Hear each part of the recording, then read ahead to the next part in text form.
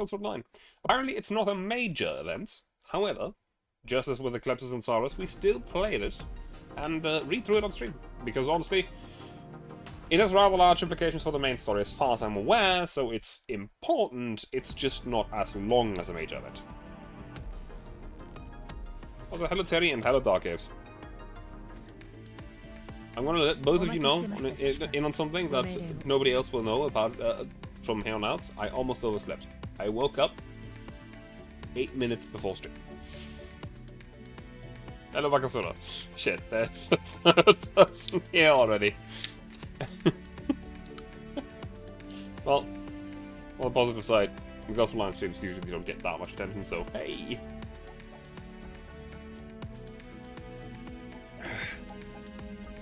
Now, as you can see, there's a new event. As you can also see, if I go to my index, you hear an EP boy. Why do you say this way? I have acquired the 2 new shotguns already. So I have Stevens M520 and Stevens M620, but I still don't have Mark III A1. I still don't have the Panther Jackhammer. Really ashamed to bully you. Why is working? Also, I think there's still some 4-star shotguns that I don't have yet. Okay, just the Defender actually. It's a dog gun, so it's fine. Then there's 2 machine guns that are new that I don't have yet. One is the FM24, the Bren gun. And yet again, we have been shafted in some way. The MG15 is another 4-star. I don't know why every legendary German machine gun has to be, like, terrible or less than useful. Then again, I don't know how good Huskin actually is. Fire the enemy unit with the highest current HP while also summoning air support that deals 6 instances of 150 damage per second, lasting 6 seconds. While the skill is in effect, the MG15 will not reload when attacking the same target until it switches to a new target. It doesn't actually sound too bad, but I don't know. Yeah, there's a few lower star guns that I still need. This one was event that I missed. This one's a map drop, and this one I'm just not very lucky. In the entire time that I've been playing this game, I have not been able to get an Amelie. Which is very funny, because I think I have like 2 of 3 skins that I can't get. That I have, but I can't actually give to anyone. So,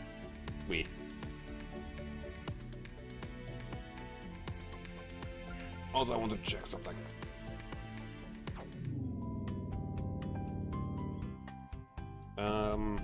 Yeah, there's some spicy skins around this time. I think actually there's more. I'm not sure. Custom packages? There's more. Okay, let's be honest, that just looks really sick.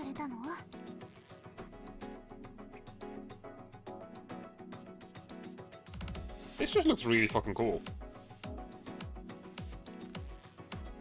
What the hell? Anyway, the Summer Garden of Forking Paths. Those wings look inconvenient. There's an intro. There's a fucking opening cutscene.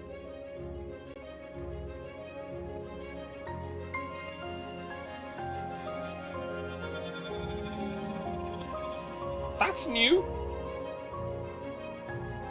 I think.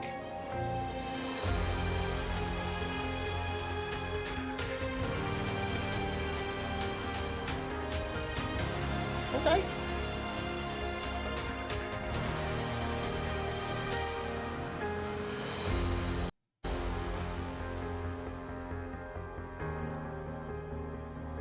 I don't think I've ever played an event that had an opening cutscene in this game.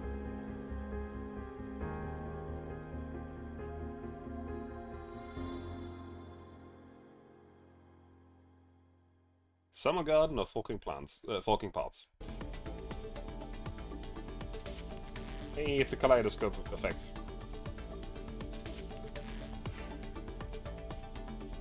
also very funky because it actually follows where I move it, so I could just get lost. The Rebel. Ian Miller. Also, that music is broken. Shouldn't be? What do you mean event music is broken? Oh. Should there be different music playing right now is what I'm guessing.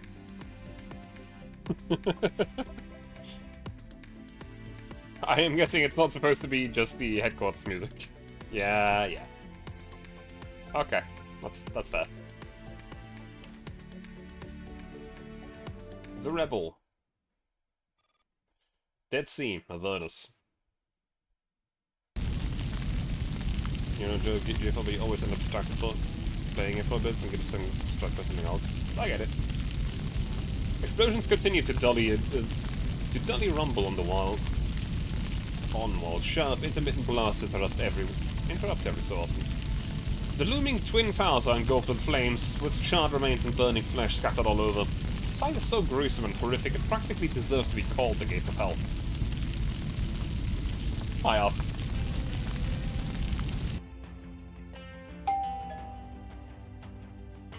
Attention, all personnel of the Elmo. Initiating vehicle-wide self-diagnostic. The procedure will be completed at 4:25. AI-18 enters the ops room on the board of the Elmo just as the broadcast announcement is finished.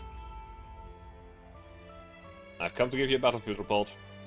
Operation Muramet, whose objective is to destroy Avernus, has concluded. The western tower is completely razed, and the eastern tower has a damaged area of over 65%. Its propulsion system is confirmed to be inoperative, and the entire structure will be destroyed in a crash in an hour. All dispatched units have been recalled, and a vehicle-wide self-diagnostic has been initiated on the Elmo. What's our withdrawal progress? Dark Sakum returned to the Elmo 5 minutes ago and is currently undergoing full-body sterilization and having the wounds treated. FE-56, Daybreak and Umbrella have all entered the safe zone and will arrive in the Elmo in approximately 15 minutes. The sensitive site exploitation system is receiving data which includes all of Avernus lamp circuits and reset reports. Good. Once we've got everyone, immediately allocate all available resources on the Elmo to repair adults. Take care of the preserved data. Take care to preserve the data of the recovered neuroclouds. Understood. Meanwhile, Operation Anus, whose objective is to rescue Agent Angelina, has failed. Angelia. However, Strong Arm has been recovered successfully. Got it. Operation Creamhilt, overseen by Statesec, is also nearing its final stage. They are still circling around the in the airspace. We'll leave the subsequent cleanup to them. Shut up, Terry. What? When did you even hear that? Anus. Fucking Terry. Wah. Special target codenamed William has been captured and is being held in room 1021. Okay. That concludes my report on the expedition. Right. Start making our way back after we finish tallying our casualties and gathering the data. Roger that. Emma, check the communication logs and keep an eye on the data transfer status. Prepare to reconnect to Griffin's network. Okay. I'm sure everyone will be quite happy to find themselves back on the board of the Elmo when they open their eyes again. The Laxacum sterilization and repair should be finished by now, so please follow up on that. No problem. Elma steps lightly out of the ops room, leaving the noisy clattering of the keyboard keys and pinging on the comms behind. Sorry, Commander. I'd like to double-check this with you. Is the Elmo's autopilot destination still the same as before? Should I keep it as these coordinates on the edge of the Dead Sea? Yes. Understood. Once the self-diagnostic is completed in 20 minutes, I'll activate the autopilot if everything appears to be in order. The comm system suddenly chirps. Commander, the comms request from the O. The commander's about to finally relax, but they have no choice but to straighten up again and drain their cup of coffee in one gulp. Put him on. First of all, I must offer you my congratulations. Your unsanctioned actions have retroactively given an official seal of approval, and you've certainly done a wonderful job. The Dead Sea is no longer off limits, and you've even managed to secure the key target. We've lost more than we've gained. I did tell you to stop, remember? No, you'd already decided to sacrifice Angie before that. Death is never the destination. Besides, our lives are not entirely our own. In our long journey, some are bound to leave us behind, while others join us halfway through. Be sensible, both for your sake and the sake of Kruger and those at the base. I'm guessing you want me to hand him over to you. The Stasi people are waiting on the border just beyond the Dead Sea. It doesn't matter to whom he's handed over, it's simply not up to you to decide his fate. I thought Kruger would have made this clear to you. You have done your part, now leave the rest to those who can bring an end to this farce. What are you planning to do with him? This is not a request, Commander. Yes, I'm aware. You are not without weakness. I'm also aware of that. I see you refuse to give up your obstinate ways. All I want is an explanation. Something to justify the blood spilled at my hands. Not everything has closure or answers. When you live to my age, you'll understand that there's only so much we can do. You should not blame yourself for things beyond your capability. But if I hand him over to you, that would make me personally responsible. Especially if eradicating Paradise for good isn't actually on your agenda. Avernus crashed and burned right before your eyes, yet you still doubt Paradise's demise. You know full well what I mean. Don't let emotions get the better of you, my young friends. There was a time when I looked up to you, the same way I look up to Mr. Kruger. I see. Looks like you've already made your decision. I'll see you again soon, Commander. You, as well as William. The comms channel falls silent. Nobody wants to speak, but someone has to interrupt. Commander, we have State Second Line 2. Keep it busy. I need a minute to calm down. I'm afraid that isn't something I can do. Please stay strong. To hell with being strong! I told you I needed a moment! For the first time in a very long while, the person on the verge of the breakdown finally loses their composure. Give me 5 minutes. No, I'll just take 1 minute. Just let me cool my head alone. I beg you. The commander sinks dejectedly into the chair. At that, A18 relents and leaves the ops room in silence. Repair workshop on board of the Elmo. Huh? Aren't you supposed to be in the ops room? What are you doing here? Self-diagnostic at 25%. Estimated completion time in 15 minutes. The vehicle broadcast answers Elmo's questions. As you can see, the self-diagnostic is running smoothly, so I've come to check on how the repairs are progressing. Well, we've performed basic repairs on Taraxacum and FE56. We still don't have a suitable doll frame to replacement for UMP-9, but the car is undamaged and ready for reinstallation. Daybreak and Unicorn are still in the queue, and Rose says she'll go last. What about Aliana? She suffered a neural meltdown. Couldn't retrieve any data. Let's see. A18 spots 45, sitting quietly in a corner, staring at UMP-9's neurocloud absent-mindedly. She approaches tentatively, trying to discern the doll's mental state. Fine. My neurocloud's stable. I'm conversing with 9. Yes, she says she's feeling bored.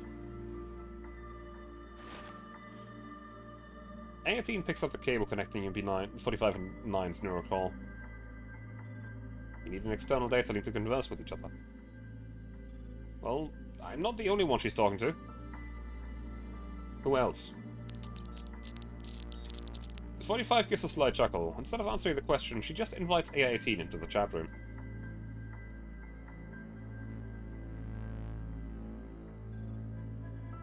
Is it 40? Huh? What are you doing, A18? She worried about you, apparently. You two go on and have a nice chat. Really? I'm touched. A18 pays no heed to the role she ought to be playing. A keen gaze locks onto a girl with a casual smile who's sitting off to the side. You are? Son of a bitch. Hello, I'm UP40. She's a personality construct based on my former partner. Call her 40. The real 40 is long gone, obviously. Hello. Hey, don't just stand there. Come join us. Yeah, where were we? You were discussing how to protect your doll frames from the elements when carrying out seaside missions. Right, I'll leave you to it. I'm hopping off for a sec. Hey, don't go, 45. 45's figure disappears in a flash from the chat room that she had set up. 45 is devious as always. She keeps dragging people in here to keep me busy, just so she won't have to talk to me. To your sisters as well. 18 suddenly understands 45's sudden eagerness. It's not true that 45 doesn't want to talk to you. She simply doesn't know how to face you right now. Why? Because it was a call she made that led to your destruction. It's pretty common for T-Dolls to get destroyed. Besides, my neurocloud is perfectly fine. She doesn't have to blame herself at all. Don't you agree, 18? Yes. 18 starts searching for the exit of the chat room. It took 45 a really long time to pull herself together after you went down. Really? What did she do when it happened? First, she went berserk and wiped out the remaining enemies. Then she just stared at your remains for a good few minutes. 5. When she finally snapped out of it, she extracted your neurocore and took measures to keep it safe. Did she say anything when she had my neurocore in her hands? Yep, she said, gossiping about me behind my back? What if I've reappeared seemingly out of nowhere? She seems to be embracing 40 from behind, but she actually has her in a chokehold. No way. 45, you're back! And I even brought 2 new guests for your little tea party. So this is where you guys have been loafing around. Get me a bed, 45. 18 seizes this tiny opportunity to make her escape. I'm not the best conversationalist. Please excuse me. Alright, alright. Sorry for bothering you. 45 opens the door for 18 to leave. 40 extricates herself onto the boisterous dog paw and comes up to see her off. Goodbye, 18. I hope we meet again. Sure. Goodbye.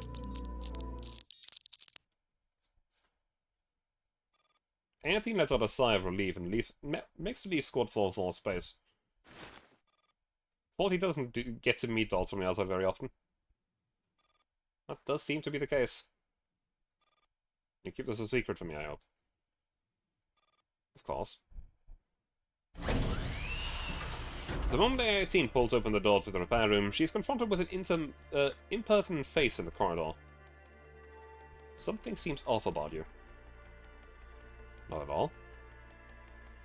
Something's totally off. You look positively glum. Nonsense. Okay, you're actually pretty expressionless, but I can still see you're not happy. Wasn't Operation Monument a success? We've knocked the Vernus out of the sky, so what's the problem? I'm afraid the real war's yet to come. Huh?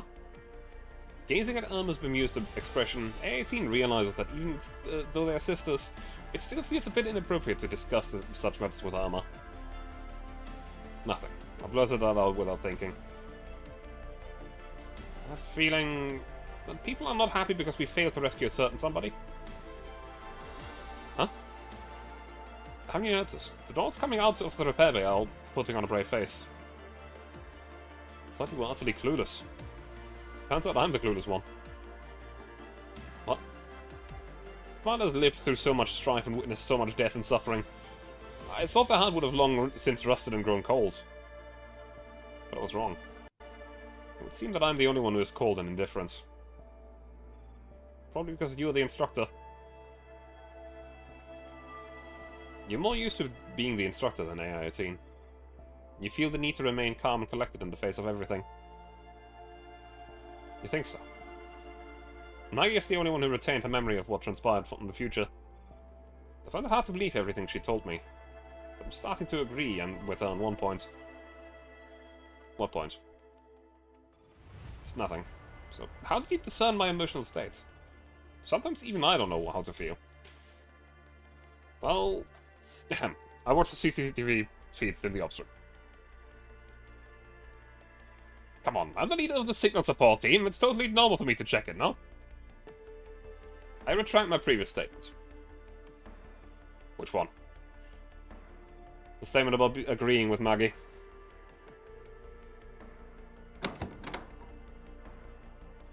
The ops room door is quietly open just a crack, revealing a hand holding a slice of cake. Having something sweet, my cheer you up. Emma, come in. Emma pokes her head through the door. Are you still angry, Commander? No, I'm not angry with anybody. If you see A18, please give her my apologies. And please tell her she's free to return to the ops room. Oh, you just have to give the instructor a call and she'll come back right away. I know. But I still haven't figured out how to apologize to her, so I'll have to trouble you to give me a hand. Alma nods, but she continues to linger by the door. Can I help you with anything else? I have a question. I know that when a human dies, they are given a funeral. So should we organize a funeral for AJ? No. This isn't the right place to put a gravestone. Let's see. Also, from what I know of her, she'd roll eyes so hard she'd see her brain if we weep before her grave. Gather Angie wasn't someone who needed a funeral, then.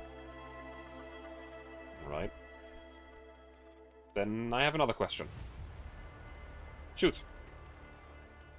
Before I set off, I read a story about a man who went on an arduous journey to pick a magical herb in order to bring his dead mother back to life. If such a panacea really did exist, would you use it to revive Angie? No. Huh? I thought you'd say yes. Death is the only gift she bequeathed to me. Snatch life away from death is for mankind to pay the ultimate price. I won't allow anyone to disturb her eternal rest. I've already paid enough. Can death be considered a gift? Yes. A heavy and painful gift. One to which we must hold on tightly, lest we forget. Commander clenches their fist, squeezing strong arms tightly in the fingers. This is the first time Irma has seen such anguish on a human's face. The moment lasts only briefly. I'm ready, Irma. Fetch Dandelion for me, please. I'm going to meet him in person. Me too. The man brought in from Avernus, the one currently being held in room 1021. Understood.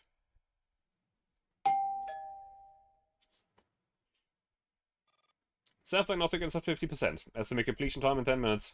Signal malfunction caused by exposure to radiation detected in communication system.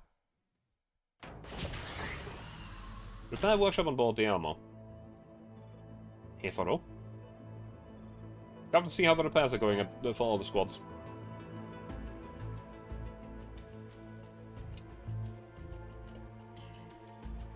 We're in the middle of fixing up SOP. Over 90% of a frame has sustained damage, so the repairs aren't cost-effective at all. However, since there are no suitable spare frames for her at the moment, we can only prioritize restoring her basic functions. What about Ro? She took quite a beating herself, but she is giving most of the resources to SOP. Let's see. I'll go check on Ro. Alright. A18 walks up to the repair tank, where the dormant SOP is currently undergoing repairs. What is it? Are we getting another gig? Not at the moment. I've just come to see how you're doing. Okay. I'm ready for battle as long as there's enough ammo. But the injury on your back... Oh, it's not a big deal. It won't affect my performance. I'll defer to your judgment. How's the commander? Are they resting? The door to the repair workshop is suddenly pushed open, and Irma comes walking in. Has something happened? The commander wants to interrogate William and has sent me to fetch Dandelion. Now, is it safe? The commander hasn't slept for a wink for days. Can't this wait? I'll run another security sweep on the system. Right. Just to be safe, we must station additional personnel during the interrogation. I can... Dandelion walks smack into the repair tank as if she's in a trance and crashes to the floor. Stop! God damn it, you. Also hi. Ro pushes past Dandelion to examine the repair tank. After ensuring that SOP's repairs are unhindered, she pulls Dandelion off the floor. What is she doing? She's been like this every now and then ever since we withdrew from Avernus. She'd walk right into things as if a visual module were malfunctioning. Something wrong with her. I just ran a diagnostic on her, but not only did the Elmo system not pick up any issues, it even froze for a few seconds. Dandelion, the commander's asking for you. Dandelion's voice is exceptionally clear in the dark. Did you hear it? Hey, what? Dandelion walks right up to Irma. At the Lake of Cognition, you heard it too, didn't you? No, I didn't hear anything. It's not so. Well, you'll hear it very soon. Dandelion, step out of it, will you? Commander's asking for you. I know. Head over to them now. As for you, you'll soon reach the depths of the lake. What are you talking about? Dandelion simply smiles. I'll be waiting for you. I'll be waiting for you to hand it over to me, Irma. But right now, I have a mission to attend to. I must inform the commander in person. Dandelion leaves the room. A18 restores the lights inside the room. Her neurocloud doesn't seem very stable. Is she really okay? This isn't exactly unusual for her. Just let her go. She can take her Kakuru rambling somewhere else. Ops room on board the Elmo. Safe diagnostic is at 95%. Estimate completion time in 1 minute. Communication system has been fully repaired. After checking in on the status of the Daybreak and Sanguis ferry units, A18 heads back to the ops room. Commander, is everything going well? Should I come over? Everything is fine. You don't have to come. I've got Dandelion here. Have you finished checking up on all the dolls? Yes, the self-diagnostic is also completed. The almost damage level is less than 5%. Should I activate the autopilot? Go ahead. Copy that. 18 turns on the vehicle-wide broadcast channel. Attention all personnel, Operation Murdermet is officially concluded. Please fasten your seatbelts as the Elmo will start cruising on autopilot shortly. The door opens and someone slips in quietly. 18 is aware that the person who just entered the room has placed an energy rod on the desk, even though she doesn't look up. Stop moving around, it's not going to be a smooth ride driving through a black zone on autopilot. How do you know it was me? Looks like my stealth mode still isn't much good. Just sit here. You may fall over if you keep wandering about. Okay. I've looked through the comms docs and checked the data transfer. The name list here is here. Right, got it. Anything else I can do? No. Then I'll pour you a coffee. No, thank you. Do you want milk or sugar? I like my hazelnut latte with triple syrup. Emma picks up the coffee pot and pours the brown liquid into a coffee mug. By the way, this coffee is... Emma suddenly collapses onto the floor. Unfortunately, the coffee pot remains on the desk. Oh. 18 rushes over to determine the situation, but before she can even form a question, her consciousness is detached from her body, akin to feeling an electric shock. What follows is endless darkness. A deathly silence engulfs the Elmo in an instant, like a thick fog rolling in, drowning out all other noise. And so in the early hours of October 23rd, 2064, the Elmo carries its unconscious passengers as it slowly travels along its plotted course. Okay. The birds. Hiya, Wyatt. Haven't seen you in a while. How are you doing?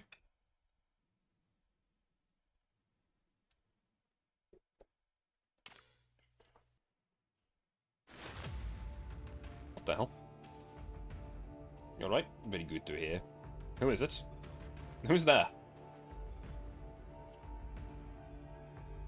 I know these numbers. How about you? I'm doing quite well. I'm enjoying myself in Frontline right now. New story released and stuff. Wasn't this the code given to some of the people on Operation... Well, it wasn't Operation Murdermets, it was one of the operations though. The one where we recovered a bunch of dolls. Or perhaps you are more being used to being addressed as Irma and A18. Who are you? That's not important. Only human dolls have access to this channel. Indeed. I should spam your self-introduction. You're deliberately concealing your ID. Why? Come to Frankfurt. Then I'll tell you. I have no time for your games and riddles. Oh, is that so? Your commander is doomed. What?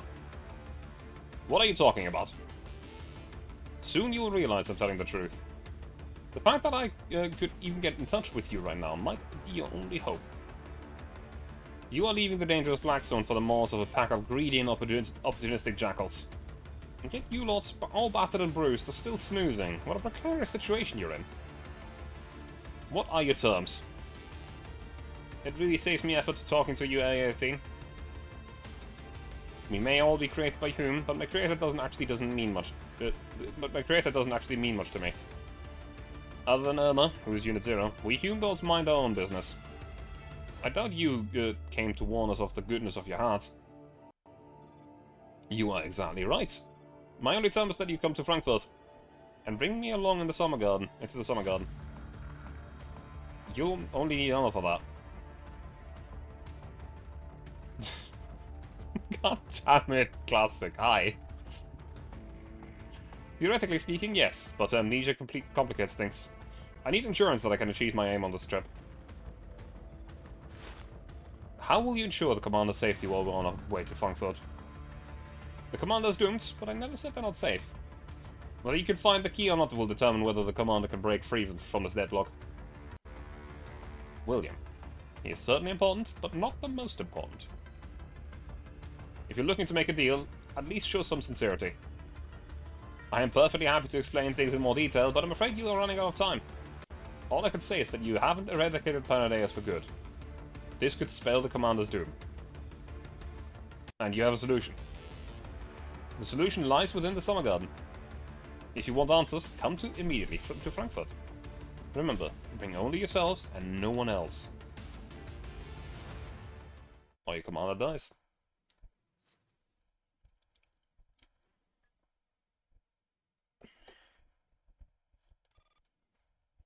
Ops room on board the Elmo. Emma opens eyes and takes in A18's grave expression. Emma? Yes? Emma gets to her feet and sets the coffee pot upright. The coffee is now lying in a puddle on the floor. Currently on break. I see! She woke us up. Did we crash? Yes, and the most dreadful thing is... On break, yes. I know what you mean. It's all good. Have good work, though. I'll be back. You got to fix up Minecraft? No worries. Yes, and the most dreadful thing is... The commander has disappeared. Oi. I went to William's holding cell and just to check as soon as I regained consciousness. What about Dandelion? Wasn't she with the commander? She is nowhere to be found either. Her signal is not within the detectable range of the Elmo. The three of them all vanished from the holding cell. William is gone as well. Could this be his doing? That's not very likely. He was secured to the chair with special restraints, which show no signs of having been undone or sabotaged. The metal fence separating the interrogation area and the brig was also undamaged. They couldn't have vanished into thin air. On top of that, it wasn't just us.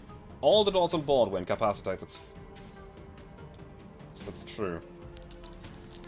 Almost taps into the Elmo surveillance system. The Elmo surveillance and security systems got hacked 10 minutes ago, but it didn't trigger an alarm. Yeah. No traces of an external intruder. It's almost as if they'd been programmed to deactivate themselves beforehand. Looks like we have no choice but to visit Frankfurt. Do you believe what she said? The timing is too much of a coincidence. She's definitely suspicious, but that's not good enough a reason to brush her off. With the commander's safety being our top priority, this is a risk we have to take. Also worried, if she's right that the commander's in grave danger. The M was exiting the Black Zone in 5 minutes. We must make a move soon. Yeah, let's wake the others. and A18 wake the other dolls and gather them all in the repair workshop. An emergency has arisen. Here's a brief summary of what we currently know. The Commander, Dandelion, and William all vanished from the holding cell at the same time. We have tentatively eliminated the possibility of it being a prison break perpetrated by William. Meanwhile, all the dolls on board the Animal were put to sleep in sleep mode. Nobody entered or left the Elmo during this entire period. The commander, Dandelion, and William all disappeared together. I knew that guy wouldn't let himself get caught so easily. Our top priority is to find the commander as soon as possible. Yeah, I thought the situation is any less precarious than ours. We will soon exit the Dead Sea. Someone will be waiting for us out there. So we must preserve our strength. We have plenty of problems on our hands.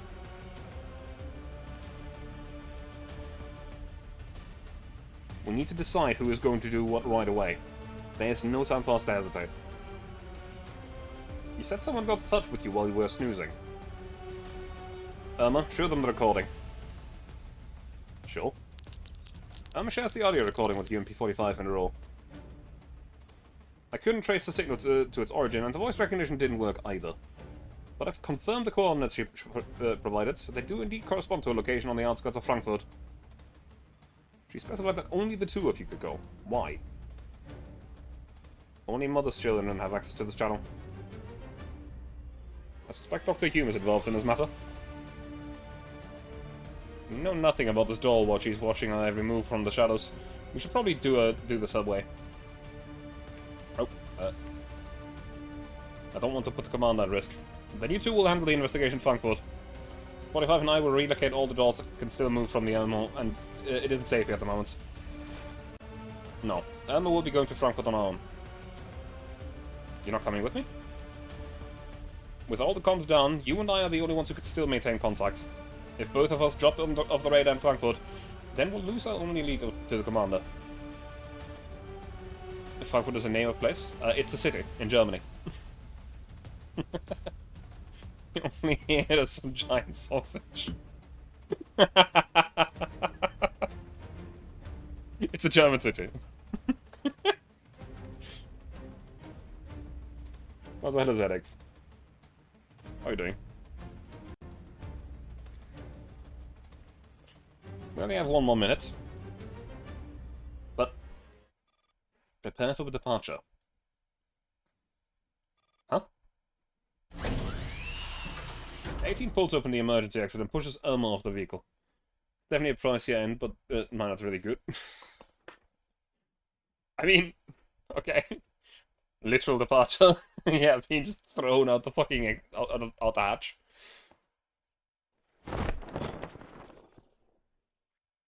God damn it, Bakasura, I know exactly what fucking ad you're quoting.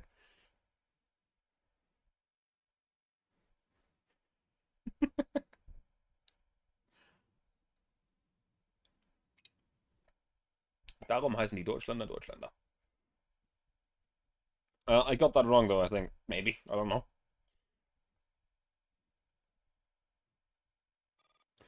Emma tumbles across the ground before she finally coming to a stop. Jeez, she just shoved me out without even a warning. Emma.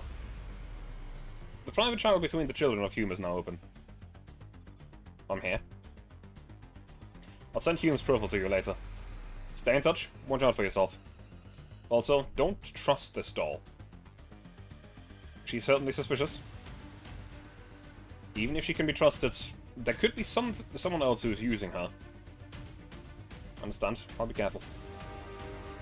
And Irma? I must warn you, Hume is not a good man. Why do you say that? From what I know, dolls of his creation all go mad in the end. We are given exceptionally special powers, and we meet exceptionally painful ends. Yes, I did anchor one of the shotguns and just mass-produced until I got the second one. This is the fate shared by all progeny of Hume. I won't go mad. You are special to him. Still. Thank goodness getting both guaranteed so long as you get anchored thanks to the corrupted call mask. I don't actually need the corrupted call mask, luckily. Because as I said, I did just build the other one. And, like, my resources stockpile is, or was, absolutely massive anyway, so, yeah.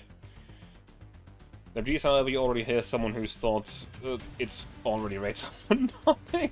Oh, no! He used all of his resources, didn't he? And failed horribly because it's not rate up yet. Haha! Yikes. Are you worried about me? 18 hangs up forcefully. Emma receives an offline message. Focus on your mission, don't get distracted, and come back soon. Report any new developments immediately. Roger. Straight up, but for... Yeah, I know. But for the dolls with the new customs in 79 recently having more... Yep. In a certain area with multiple villas on the outskirts of Frankfurt. After walking down a driveway lined with the trees whose canopies form a verdant arch overhead and passing several junctions marked by white statues, Irma finally arrives at the entrance of a garden.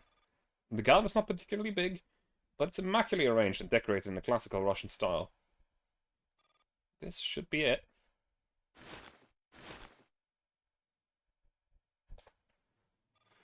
Should give A18 an update. I've reached Frankfurt. Yes, I'm just outside the designated location. Does look very much look like a summer garden. Right. Only go in after you've assessed the surroundings and your own physical condition. Got it. How are things on your end? We also headed to Frankfurt. Things are probably going to get a bit messy. I'll fill you in later. Alright, then I'm going in. Anna pushes open the iron gate leading into the garden and steps into the silent night. An ear-splitting buzz suddenly comes out of nowhere.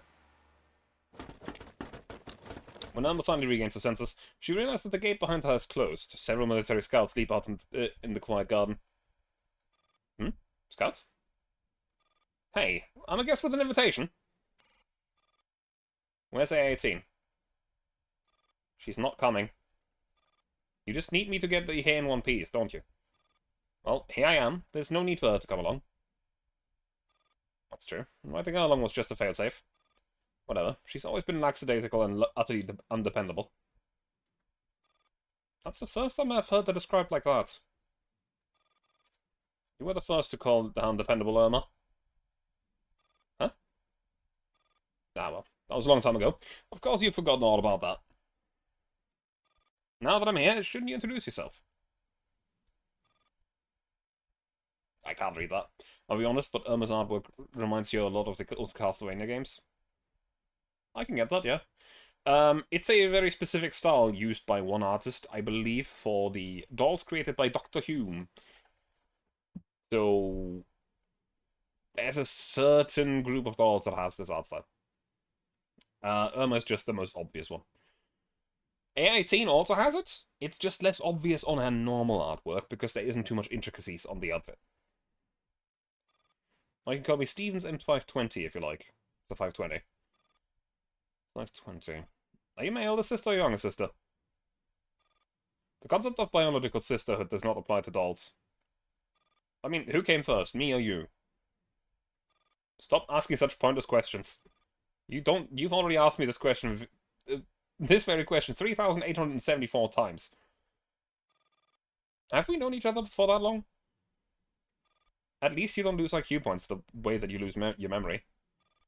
As the conversation comes to an awkward pause, Irma looks around and takes in her surroundings. The fountain in the center of the garden remains faithful to its post, spewing jets of water up into the sky tirelessly. The golden statue of the goddess in the fountain peers down coldly at Irma from a high perch as she slinks past. Irma turns to look behind her, but nobody's there. M520 is still only talking to her via the comms channel. The villa itself is silent and motionless. She is certain that the garden is unoccupied save for herself and the unfriendly-looking scouts. Why don't you show yourself? I followed the instructions and make my way here. If I showed myself now, you'd bound over like an excited puppy and start comparing heights with me, getting dirt all over my dress in the process. All just to satisfy your stupid curiosity. I have no more patience for your nonsense. How did you know? Just speaking from experience. I promise I won't. You never keep your promise except to Dr. Hume. You seem to know me very well. If I got to choose, I'd rather not know you at all. It's been quite a few years, Irma. Let me see how much you've grown. The scouts standing around the gate suddenly lunge towards Irma. Even more strange mechanical monstrosities from the further away start gathering in this direction. Much to Irma's surprise, one of the approaching doll dummies is armed with an Irma machine pistola. Why do you have my dummy? There are questions that I've already answered countless times before you even ask them. So that's the first combat mission. The Silent Men. Now, unfortunately, thanks to Classic, I'm going to have to involve a doll in this that it's not really useful. Except I can't actually spawn anything. So we're gonna keep that in mind for later.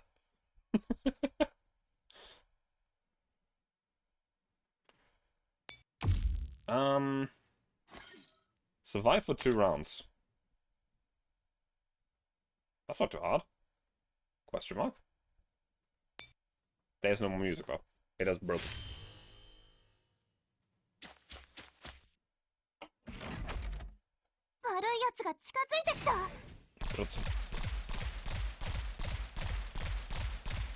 Oh no, not the shield. Now these fights are not actually going to be difficult, they're just going to take a moment.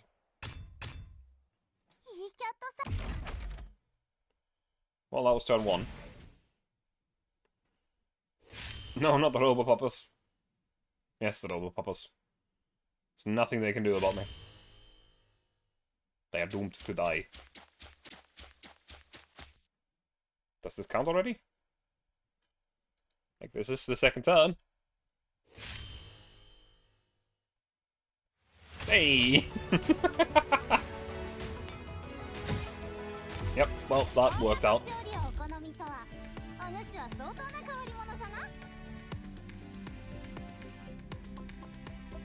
There's the hidden achievement. Go check it out. What do you mean, the hidden achievement? What?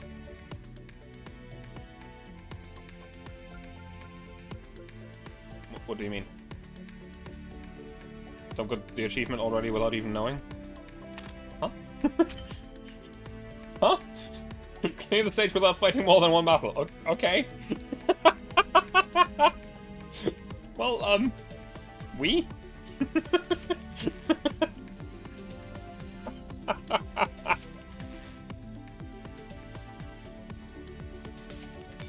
Can't touch this.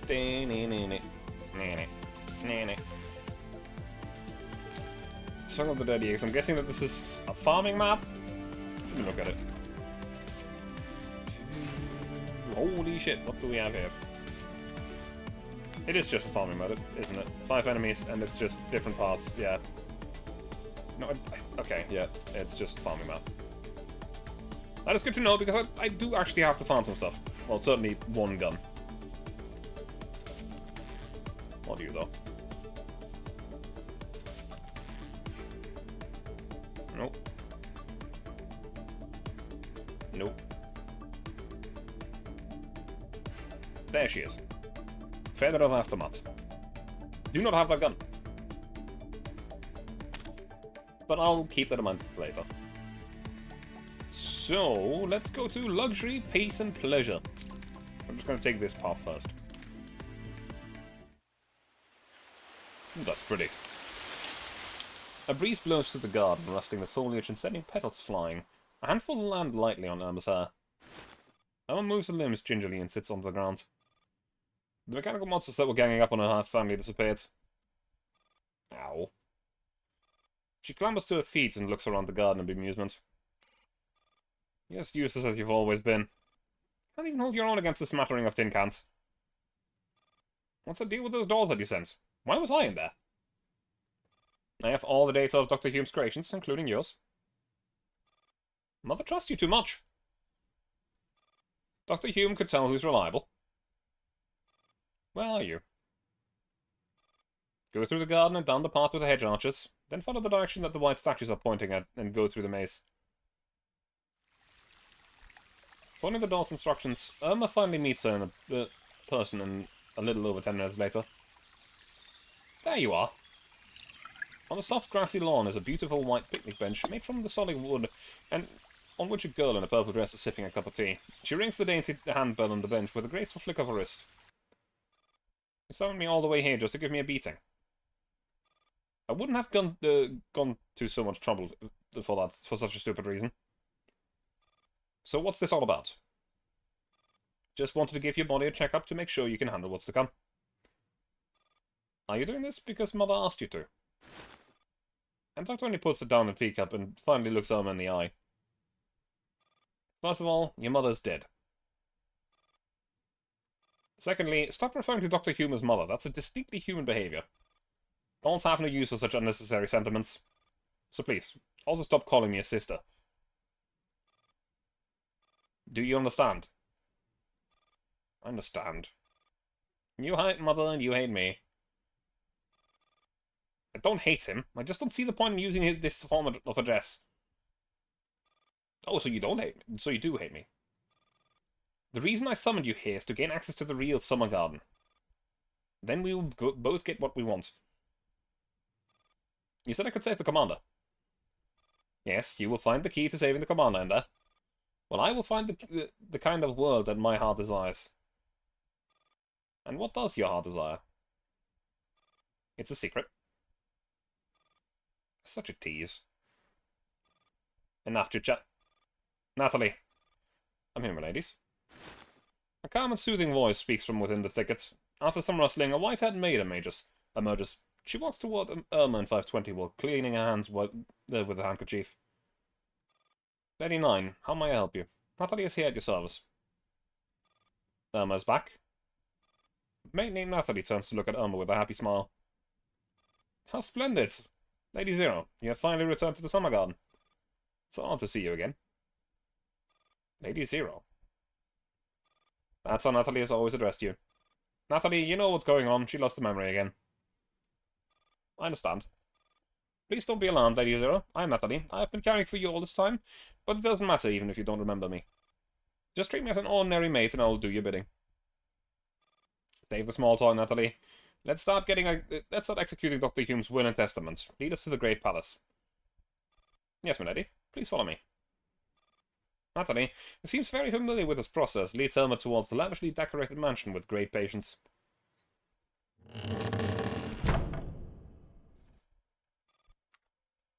Lady Zero, this is the entrance hall on the first floor. The kitchen is to the west, while the elevator and the guest room are to the east. Don't waste time on giving her a tour.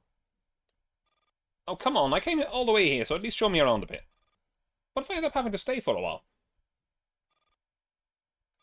Don't worry, Lady Line, this won't take too long. Lady Zero, please allow me to take you to your favorite gallery. Sure. In Lauren Stevens' M520's eye roll, Irma skips after Natalie to the other end of the building.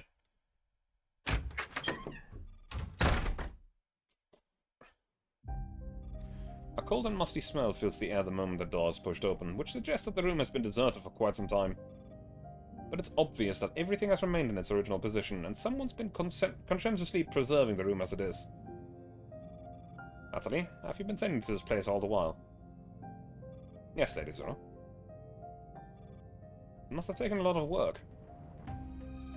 It's manageable. I'm a professional maid, after all. I like it here. Very much. You were the one who picked out the most of these displayed items. It was also you who decided on how they're to be displayed. I don't remember any of it. Would you like me to talk you through the collection? Yes, please. Let's start with the first exhibit on the left. Stop. At the end of the rope, the 520 slams the cabinet door that Natalie has just opened. At this rate, we'll be here for 3 days and 3 nights. You may have that kind of patience, but I don't. Wow, you're so mean. Do you want your commander to die or what? Head straight to the Great Palace, Natalie. As you wish, Lady 9. Still keeping an impeccably gracious smile, Natalie opens a bookcase and takes out a crystal globe from among the myriad of ornaments and taxidermy moments. A lone white stork incarcerated within the globe, wading through the still water in the blue lake, its thoughts utterly inscrutable. Lady Zero, please activate the Summer Garden within your neural clouds right here. Huh? Aren't we supposed to head for the Great Palace?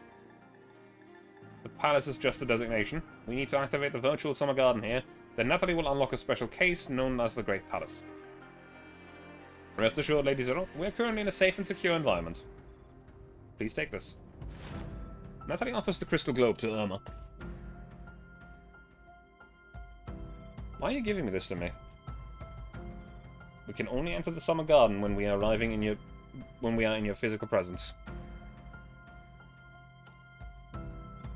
The Summer Garden in its entirety, not just a labyrinth, but behind the door after door. And to do that, we need a medium. This crystal globe is the medium. So this is why you needed me to come all the way here. Only I can grant you full access to the Summer Garden. Yes, Lady Zero. You are the mistress of the Summer Garden. Irma, are you ready? I'm ready. Irma takes the ornament from Natalie. Love this crystal globe a lot. I did? Yes. Find the random anchor point and activate the Summer Garden. Irma hears the sound of a lock being disengaged in a neurocloud. A blinding white light fills her vision. What is it? The key, an anchor point. Oh right, his name! Arthur Hume! It is a familiar room. The curtains are open and the doors are washed with the afternoon sun. A blurry figure, backlit by the sunshine, is standing by the bookcase. Many animals went extinct after that disaster. All that's left behind were the specimens. This is a specimen of a stork chick. Is it dead? Yes, this bird had died of radiation poisoning before it was made into a specimen. Then, will you die too? All men must die. Someday in the future, I too shall die. The indistinct figure reaches out to pat her head. Every human lives but once, and their souls descend on a journey towards death. Just like sand in an hourglass flowing from one end to another. What about me? Will I die? You are my daughter, my undying daughter. As long as you live, so will I.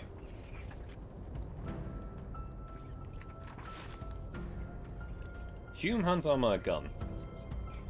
Your name is also the name of this gun. I'm a machine pistola. Irma EMP. Walk further. Further away. 50 meters. No, 100. Irma nods obediently. Very good. Now I'll play this game a different way. Now you will shoot me. Alright. Irma acts like she's actually playing a game. She takes up a gun, like the mother once taught her. Bang. It's a precise shot that pierces his chest. Blood gushes out of Hume's body. Sorry, Irma. I'm sorry. You're free, Irma. Like a massive firework, he erupts in the dark, wet alley. Blood and gunpowder stain Irma's face. It dyes the filthy ground red. All that's left is her, sitting on the ground, her eyes wide, staring at the darkened sky. We have seen all of this before, this memory part. Natalie gently wipes away the tears streaming down Irma's face. Lady Zero, please don't be sad. Mother died. It was me.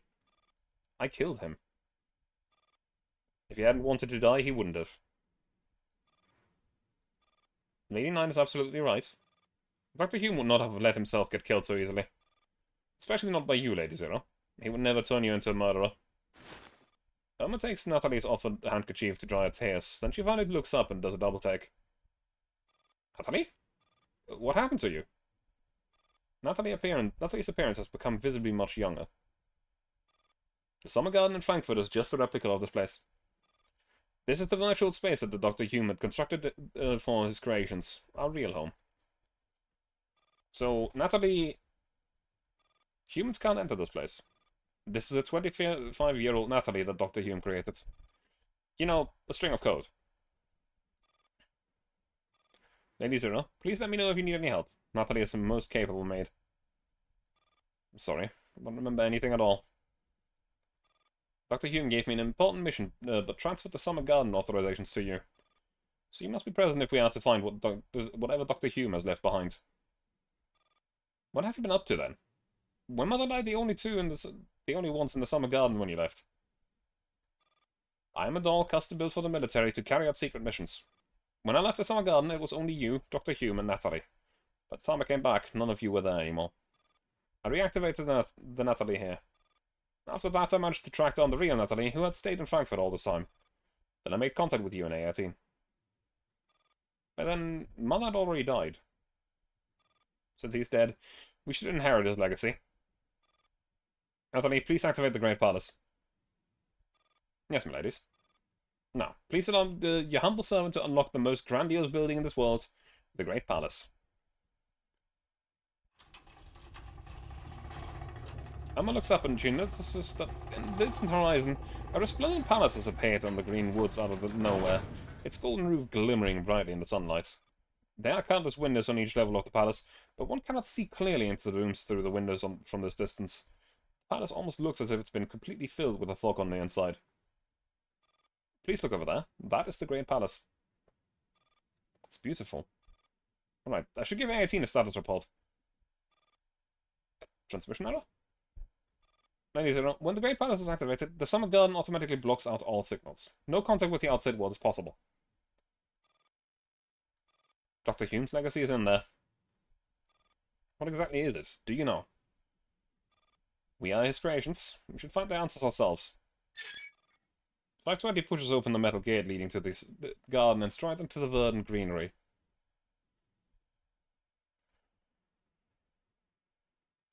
Inside the Great Palace, the Summer Garden.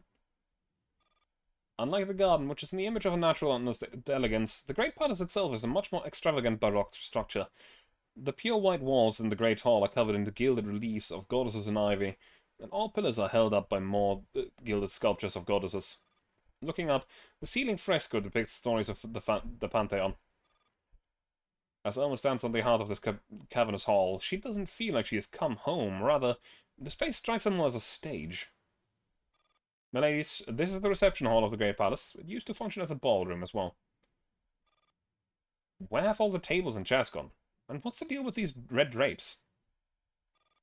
I'm not entirely sure. I'm not authorized to enter the palace without Lady Zero. This place has changed. Something doesn't feel right. Has Mother's gone?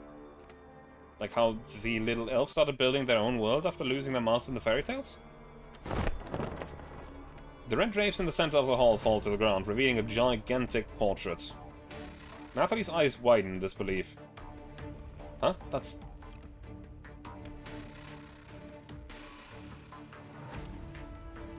Who's studying the portrait? That's Dr. Hume. This isn't a portrait. It's a wanted poster offering a bounty. Huh? Bounty for Dr. Hume. Irma's eyes skim over the gold, jeweled picture frame, the handsome-looking man in the portrait, and fall right to the number written at the very bottom. Offering a bounty of 10 million Sardis gold. Who hung this wanted poster here? Her Majesty requested it himself. Oh. An unfamiliar girl appeared behind the dolls without anyone noticing. Welcome, travellers. I'm Mirabelle, a knight. Archbishop Hume is now listed as wanted, and Her Majesty the King is offering 10 million Sardis gold as bounty for his capture. If the reward piques your interest, you are very welcome to take the post and try your luck. I will give you all the help I can. Hold on, aren't you 620? My dear Lady 27, it has been a long time. Huh? Is this knight also one of Mother's children? Why are you here? How did you get in without Elma's authorization? As I said, I'm Mirabelle, a knight. I have been here since Her Majesty's reign began. Now I can see Steve's and 520's grammars. What kind of trick are you trying to pull this time?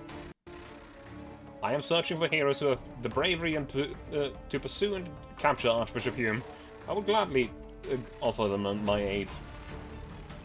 Lady Zero, Lady 27 seems a little odd. I noticed. I don't get anything she's saying.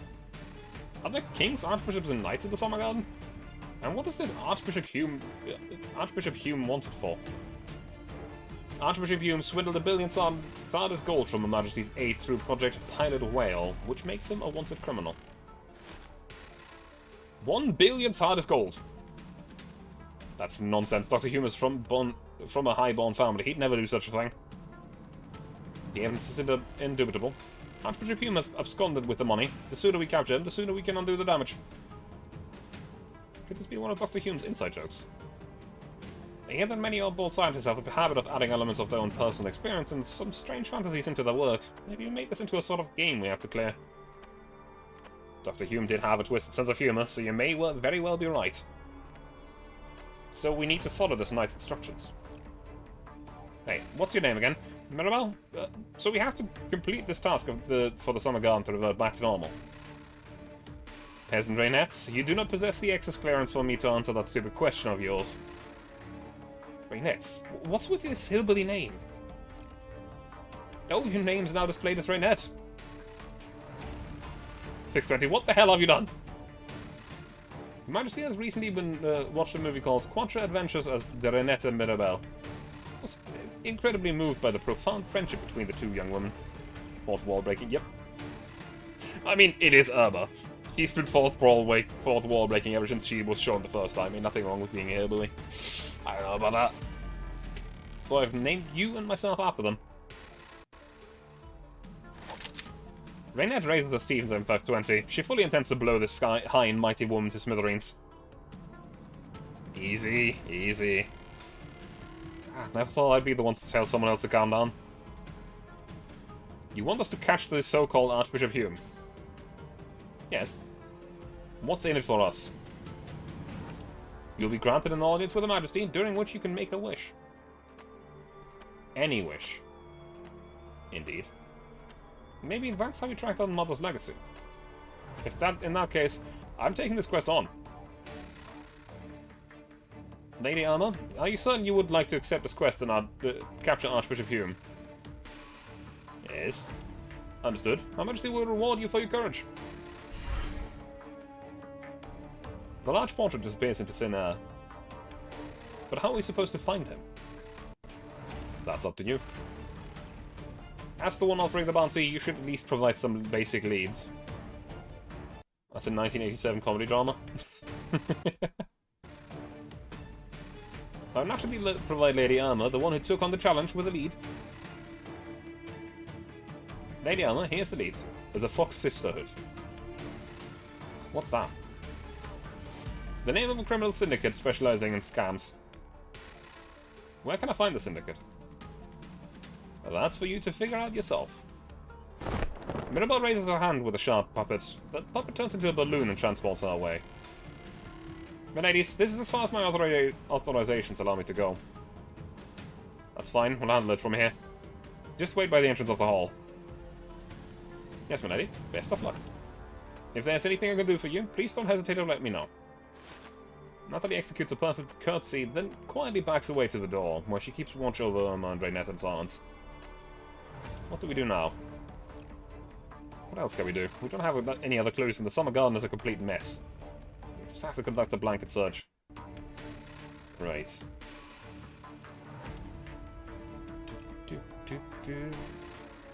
This seems like the continuation of that path. I just saw something, and I am concerned. Inside the Great Palace of the Summer Garden. After taking just a few steps away from the splendorous hall, the interior suddenly turns dark and gloomy, and the hallway becomes cramped and claustrophobic. Try and see if you can find an anchor point for this Fox Sisterhood. Irma closes her eyes, and starts muttering quietly to herself. Fox Sisterhood, Fox Sisterhood. Oh, you could save your breath, we're already inside the Summer Garden. Your Irma Hume anchor point is the master key. You just have to run a search through the list of digital keys. Huh? This just popped out of nowhere. You seem to know how to work this thing better than me. That's why I don't understand why Dr. Hume made you the admin of the stupid system. Probably because I'm cuter. I really like that smug smile sometimes on Irma's face. I was just joking. Don't look at me like you want to kill me. That probably completes the search on the Rainette's threatening glow. Around the search, there's no such anchor point. I don't trust you. Share the list of digital keys with me. That'd be an infringement of my privacy. Rainette looks positively murderous as she draws a Stevens M520 shotgun. It's the same drill every time you lose your memory, but you never fail to piss me off so much I have to fight the urge to kill you now you on the spot. But I actually got some private stuff in there. For example, the entry on Viet Miller contains quite a lot of sensitive information. How am I supposed to explain to AI-18 if I let you read it? I'm asking you to share the list, not the entire repository. Oh, so you only want to see the keys but can't open anything. So you can only see the keys but can't open anything. That's right. Oh, you should have just said so. I couldn't just trust you with a question and show it to you if you wouldn't want to explain properly, could I? Before Reynard can shoot, Irma places the fingers in Reynard's palm. Dog to dog, common conversation. This just reminds me of idiot to idiot conversation, which is a very different thing.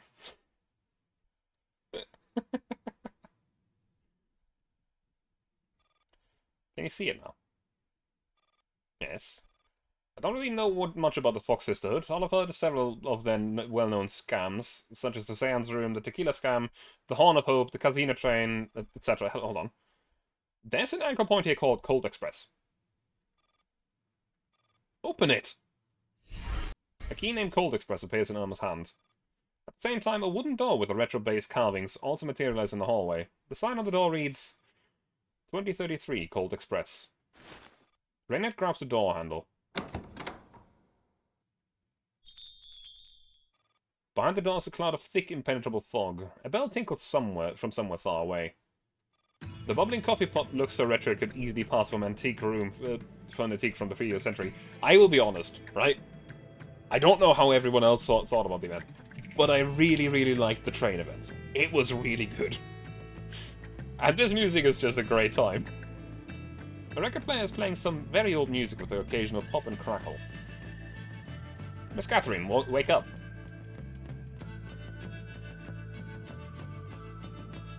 Who's calling? And who's Catherine? Miss Catherine, please get ready to quickly. Longitude on the train is gold tier, and it really is. It's a really good one. Miss Maggie told us that a very important customer is about to visit. Huh? Did she talk to me? We seem to be observing events from this blonde woman's perspective. Let's see. This just makes me sad. Fucking poor Catherine. God damn it. Let's see what this anchor point is going to show us. A very important customer. Alright, you mean the cam...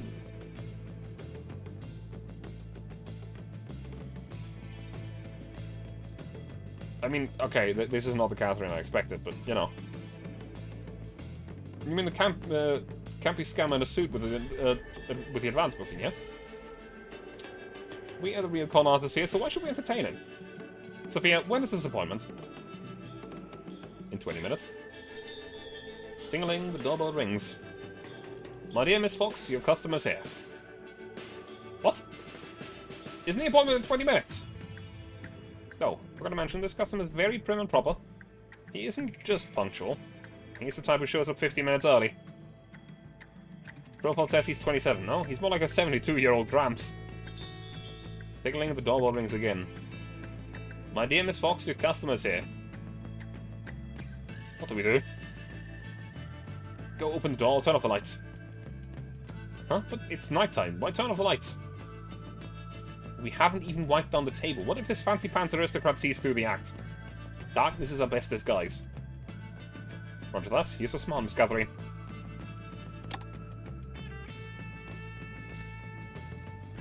Welcome.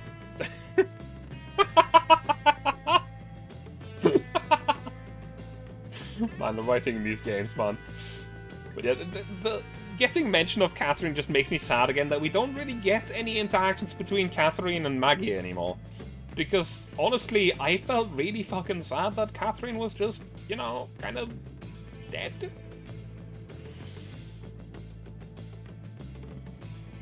Here at Unicorn Tech Limited, we offer you nectar and a horn of hope to piece together through this collapse miasma. I'm Sophia, here to provide you with high quality and reliable trading services. Greetings, I do apologize for the intrusion. May I inquire if this is the headquarters of the Fox Sisterhood? Greetings. Yes, your grace. This is the office of Miss Catherine Ponzi, Director of the Fox Sisterhood. Please, don't stand on such ceremony. Her Majesty has stripped me of my dukedom. You may simply call me Lewis Hume. Yes, sir. Please follow me. Who is he? He sounds so fancy schmancy. That's your mother. Huh? He's Arthur Hume. Don't you recognize him? To be honest, his face was never visible in all the anchor points in my memory. The conversation grows fainter as the man follows the girl and up the stairs. The heavy fog comes rolling in once more. Inside the Great Palace, the Summer Garden. That's it. Think so. When I got to this point, I thought it was a hint for me to go buy a ticket for this train. Rather simple-minded, aren't you? Catherine Ponzi is the younger Ponzi sister in the Fox Sisterhood. The train we saw is probably the casino train, which was places around the 30s. Was the doctor going by the name of Lewis Hume back then? Did he have any other dealings with the Fox Sisterhood? I don't remember this at all. Maybe it wasn't him at all. Could it be, say, Mother's father? I'm not even going to try to make sense of that. Still, it's true that we have no information about the Doctor's father, so we can't rule out that possibility. But I just searched through your anchor points. Lewis Hume, Catherine Ponzi, Maggie Ponzi, Sophia. None of these came up. Then our only trail goes cold. Hold on. This Lewis Hume said he was stripped of his title by the king, right? Didn't Mirabelle said the king had a bounty on the Archbishop Hume's head? If that had already happened by this point in time, it'd make no sense for us to search the train. You've got to be missing something. I need to rewatch this. Alright. The two notes return to the anchor point named Cold Express. The same conversation takes place at the same setting again. Emma remains just as mystified, but Reinette managed to glean plenty of new insights from the replay. Figured it out? Huh? Figured out what? Unicorn. A horn of hope to pierce through this collapsed miasma. This isn't a casino train, it's the Horn of Hope. Not stopping to elaborate, Reinette punches in the parameter for another search. Searching Unicorn. Got it! Come on, access the anchor point. Fine. You sure are brimming with motivation. I have a feeling you'd get on swell with AA-18. There are two of us here, but only one of us has brains. Upon entering the anchor point named Unicorn, their view becomes much less restricted. Even under the dim light, they can see the extraordinarily rich textures in the lavishly decorated interior. A skimpily dressed woman is sitting on top of an ornate solid wood desk with the center of the room. Yeah. Don't be so hasty in your rejection, Mr. Hume. Project Horn of Hope aims to help more people. This is an utter scam, Miss Ponzi. How do you define a scam? Before Franklin discovered electricity, things like motor cars were considered a scam. Bloodletting has also been a popular remedy for centuries before the advent of modern medicine. Frankly, Franklin merely demonstrated the connection between electricity and lightning. He didn't technically discover electricity. Fair enough. My wording was a bit off. But you do get my point. Like in the example that I just gave, Project Horn of Hope is full of potential, even if it may not be apparent in the present. You are testing my patience, Miss Ponzi. Calling your project a scam is already putting it mildly.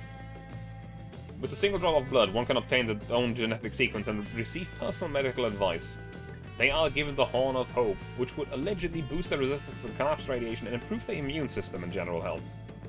Forgive me, but anyone with even just a little medical common sense would not believe such drivel. Maggie Ponzi grins as she gives Hume an approving look. Ah yes, the self-confidence. Mr. Hume, with your face and your poise, it is a massive waste of talent that you're not in the business of calling people. Miss Ponzi, I shall refrain from making further comments as a courtesy to you as a lady. Please take your leave. Our conversation tonight is over. My, don't get busy with me. You an engineer? I'm also an engineer. Why must we engineers make each other's lives difficult?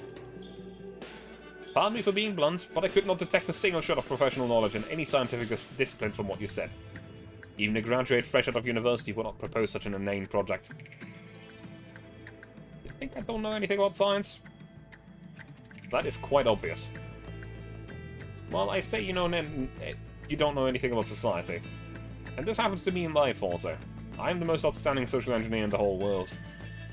Why do you think I am laying it on so thick? Because this is the kind of language that the general public and the investors would understand. Or should I be throwing out professional jargon like you doll engineers? I'm starting to wonder how you managed to con your investors into giving you $1 billion for your project Pilot Whale. Irma? I'm here. Huh? I didn't say anything. Have you taken a good look around the room? There are more than 10 people in here. Alma scans her surroundings. They appear to be in Hume's sitting room. Maggie has taken over this desk and surrounded by a dozen girls and dolls dressed in medical uniforms. Meanwhile, Lewis Hume has only Irma and Stevens 520 set next to him. Sorry, I was completely distracted by Maggie's outfit. Haven't you noticed that we've been watching from our own bodies in this time frame as well, all this while? But I don't remember this ever happening. Me neither. I'm guessing this is an earlier iteration of us. What should I do then? Look up the definition of a social engineer. There's no clear definition of social engineer, but I did find the source of the social engineering. It's from The Art of Deception by a famous hacker called Kevin Mitnick. Going by the book's explanation, you can think of a social engineer as someone who exploits people's psychological weaknesses as well as loopholes in rules and systems. By establishing trust and rapport within the victim, they obtain valuable information and ultimately gain access to certain sensitive and private data through unauthorized channels. So in simple terms, a social engineer is a scammer. Lewis Hume purses his lips. He is so enraged he is at a loss for words. He storms out of the room in silence. Bam, the door slams shut. It kicks up a puff of dust. The dread has put an end to the conversation. You should leave. But then he started talking to me again. I haven't achieved my aim yet, so why should I go? I have a feeling this is the only woman who can make you eat dirt. Shut up! Because this is our place. Oh, but we're in wartime. What are you getting at? What's the point of rules when the world is upside down? All I care about is doing what I want to do and doing it well. Why you? Now, be a good girl and tell me where he stormed off to. I'm going after him. Emma, draw your weapon. I'm throwing this bitch out. That. Are the local gangs so bad-mannered? Maggie snickers at the guns which are poised to blow her head off. She beckons leisurely at the dolls behind her. Okay. The lure of thresholds.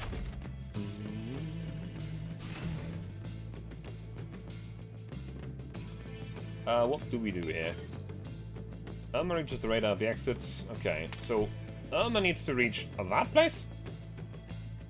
How the fuck? You are on wait as well. There's got to be a trick to this. But more importantly, I need to do something here. I am a man of my word, and classic algorithm that I take IDW along, so I'm gonna quickly have to do something. No, indexes I think wrong. Yes, that's the wrong thing.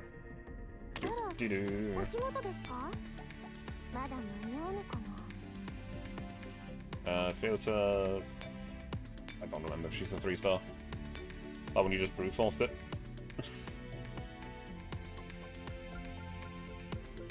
I don't remember. Is IDW a 2-star or 3-star? I've never really... Okay, yeah. I've never really used her much. But oh well. There you go. But keep in mind you're in hard mode. Yep. I am aware.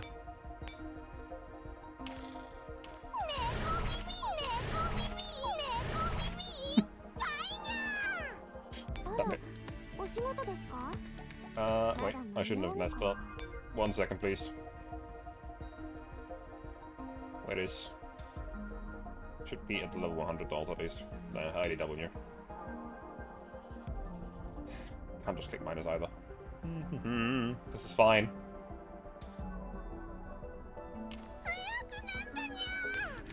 Love IDW in this household. I've just never used her. That's just how it is.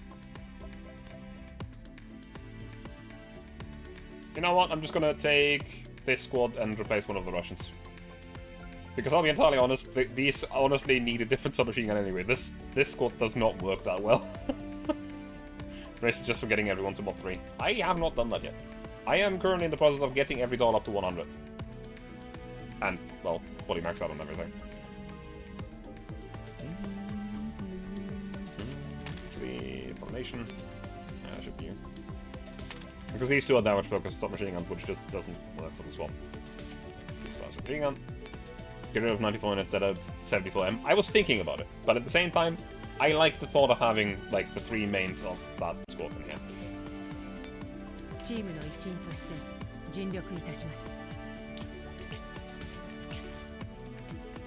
So you want this. Any of these is fine. And I forgot what scopes you should put on these guys. I think it was a suppressor. Suppressor seems good.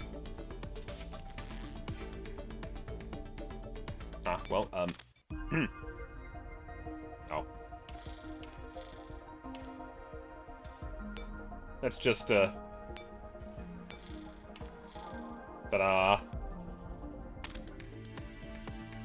This is fine. Don't I have a difference? Yes. There we go. No, wait. There we go.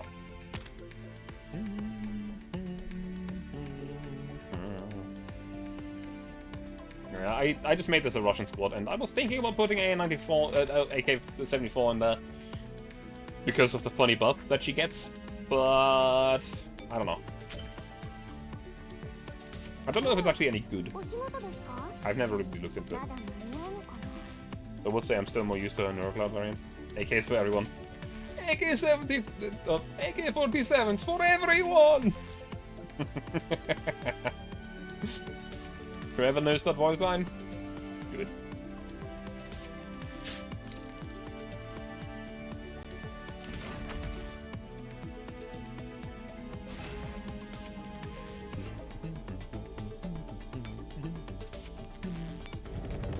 Such an iconic line. I mean, the game's just really good with voice lines in general. I don't need to click on that. There's got to be some trick to this. There has to be a trick to getting that unit away from there. Definitely turned the ham way up. I mean, not even to that extent.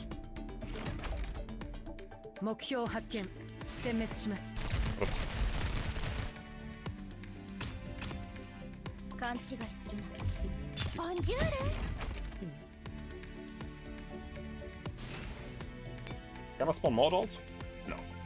Can I spawn, no. Damn, they've actually thought of this.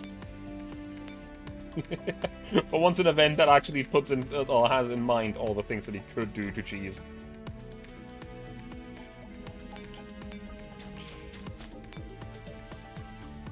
I have the feeling that there might be another thing where you don't want to fight with her. They get tired of your shenanigans. Yeah. Yeah.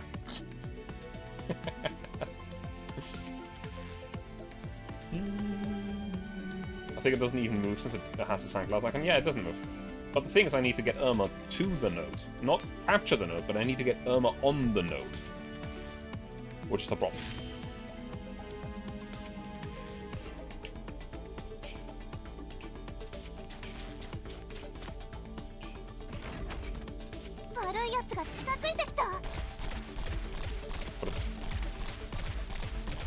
Kill him, Irma. Kill him. Pop. And dead.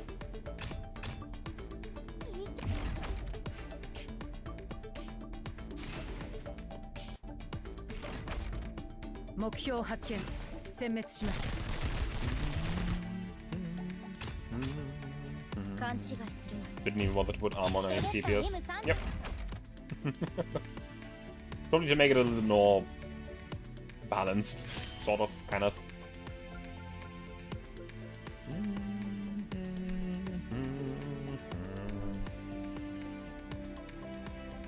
Careful with supply. Yeah, no. I can only fight so many times, but again, there's got to be a cheese here somewhere. Is there a connection? There's no connection. Okay.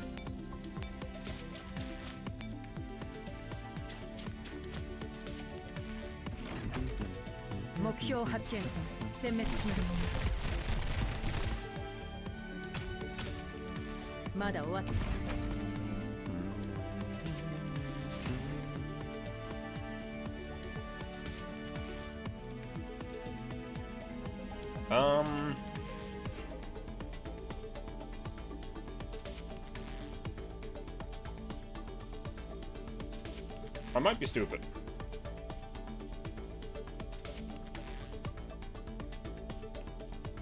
I might be stupid. Hang on. Give me a second.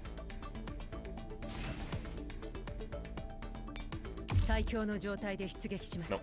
Also, I can move 3 times per turn. I know. I know.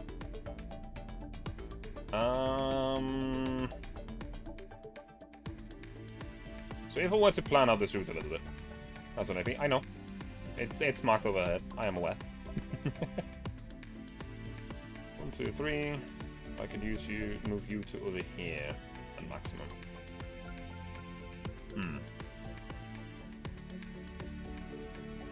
Considering the fact that I'll need to fight those units anyway.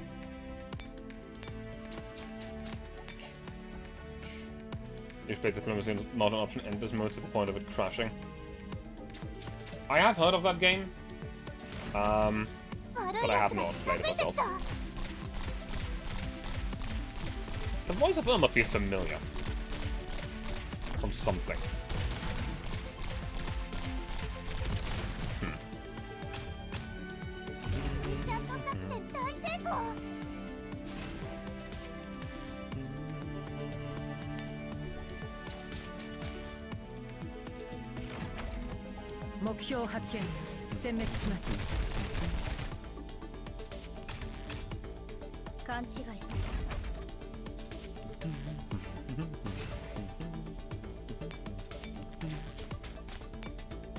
Move over here. Didn't even get that far before the game folded. Okay.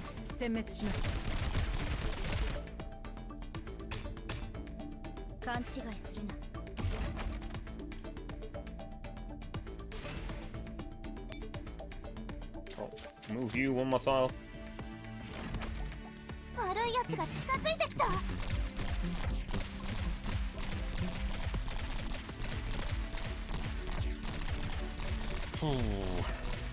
Might not have been might not have been the number of units that caused it. Okay. Now you're making me curious what exactly that game is again. Because I know that I've heard of it, but I just can't remember what it was.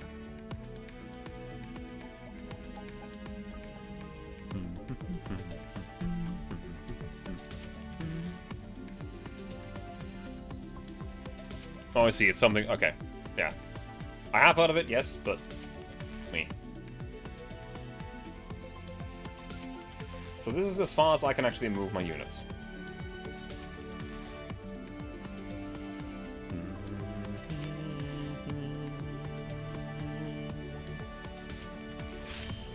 There's no resupply on the map, as far as I can tell. And I can only take 4 more parts of combat. Make this 2 after the turn ends.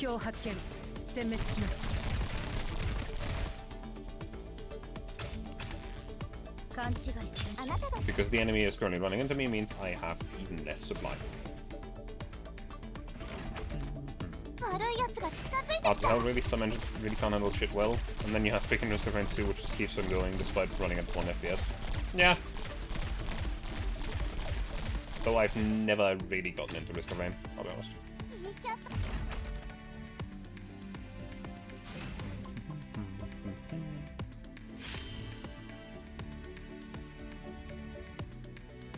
Oh wait, no, I can actually still take 4 pieces of combat.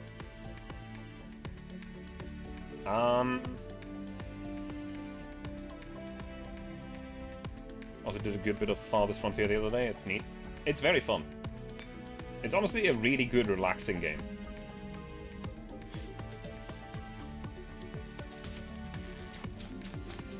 This place is too conspicuous. Like, it's gotta have something to do with this, because there's no way in hell we can beat that 120k unit and straight up combat, right?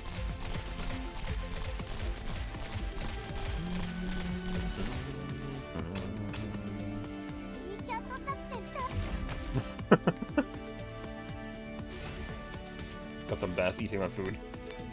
Yeah, that's how far this frontier goes. I'm going to end my turn here, despite the fact that I don't have to, technically. There's got to be something we can do about that 120,000 strength units.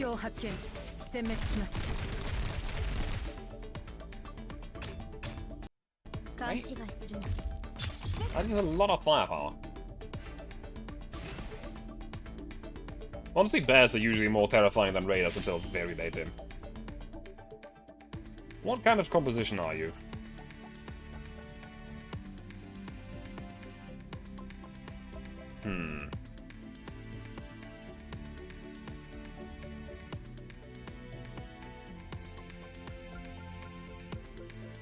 Should be one of those things where you take all the heliports.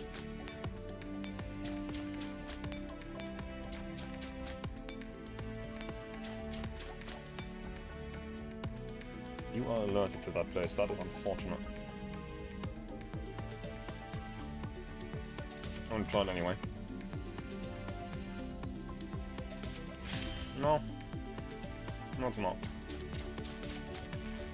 That is very unfortunate. Because that means I just have to brute force it.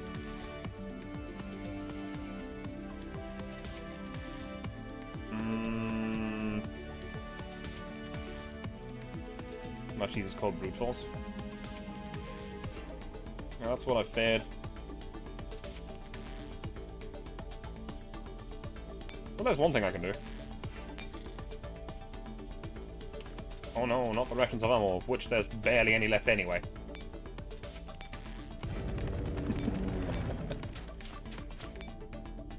Ta-da!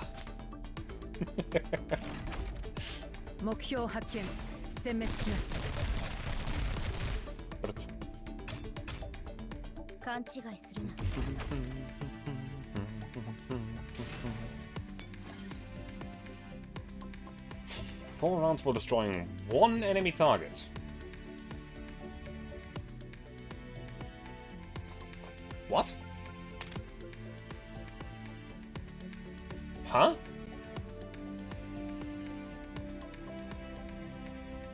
Huh? How is that supposed to work? What the fuck?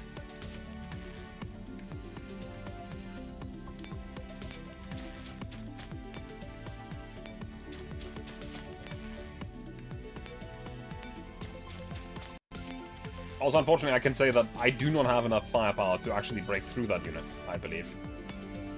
I can try it. I don't think it'll work.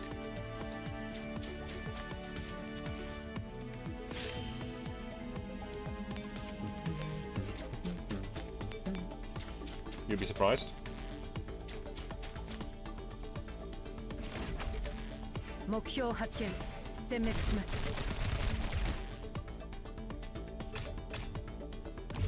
I mean, I know that the number is usually quite unreliable in Girls Frontline, but at the same time, it's not usually that unreliable. It's still a good indication.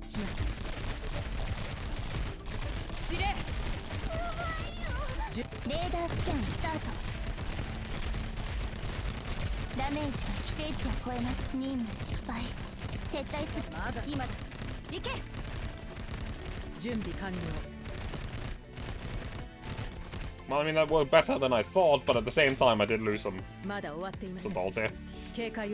Whoopsie. 15 decided to be 15. Yep. But at the same time, how are you supposed to get through this map with defeating one enemy? There's a trick to this. I just don't know it.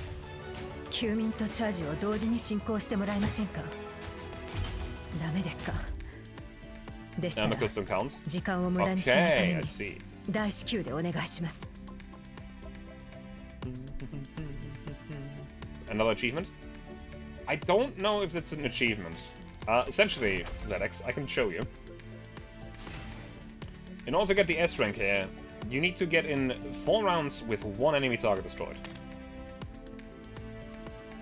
So what, you just go 1, 2, 3, 4, 5? And switch over. That is not technically too hard. I wonder if that works out.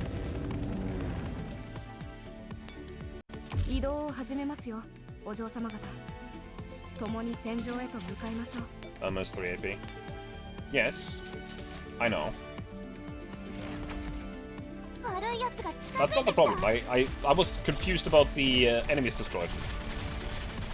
But if armor kills don't count, then that's not actually difficult. So, yeah. You need Captain Nero step up.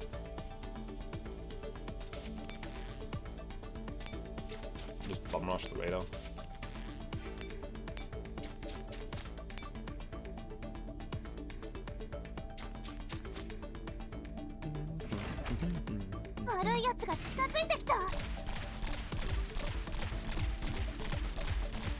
My bot still start at 0 soon, yeah? Oh, I spawned a different spot.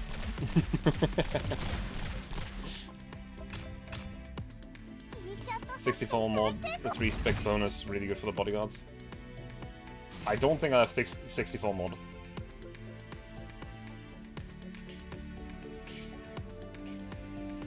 You'll be mildly annoying because I can't get rid of you. 1, 2, that doesn't lead me far enough either.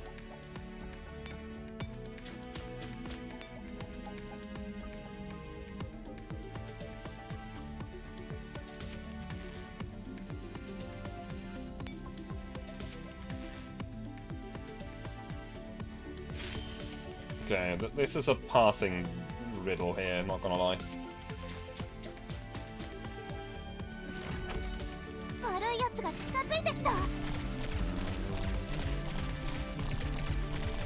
I already know that I can't do it in this attempt because I fucked it up. I screwed it up. You need to avoid the enemy moving closer to you at all costs, so this is not gonna work. Unless this one doesn't move? No, it's still not gonna work because that one has moved. Where are you alerted to? That entire square there. Mildly annoying. Oh, I could have taken a different path. We've gone to the left here. I now really want to do this. Just because. Just break through the left here? Where are you alerted to? Doesn't show me here. Yeah. It's not the full brick. You're alerted to here, but not on the left side here, all the way. Actually, even if you move 1 tile to the left, that's not going to be in the way at all. This is fine. Oh. Hello? Move.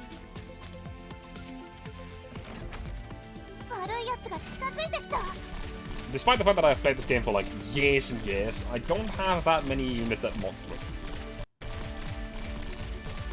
Because I usually don't focus on units that I don't really care about, and I usually only care about those that I actually need. So, I don't have Type 64 on the legs actually leveled up.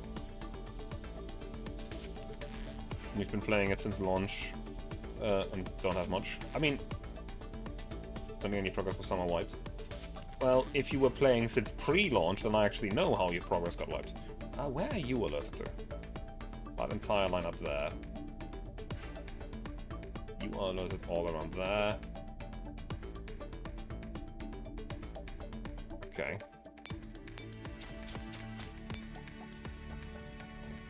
Well, there was a pre-launch. 2 weeks before the game actually launched, there was a open beta where you could play. But after those 2 weeks, everything got wiped. Because it was a beta.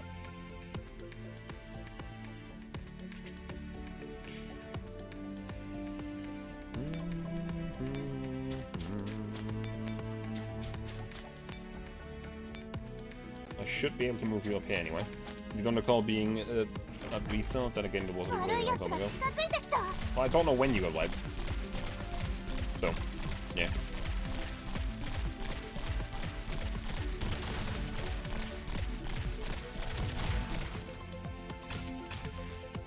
Hang on, got it. Ban that. Gotta ban that too.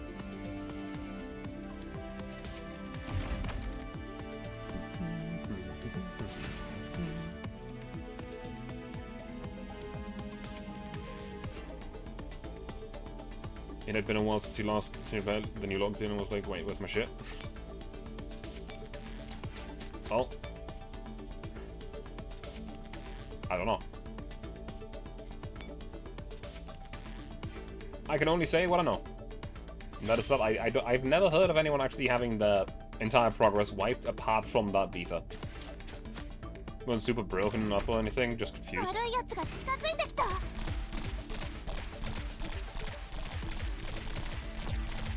I only wish that Irma dealt more damage.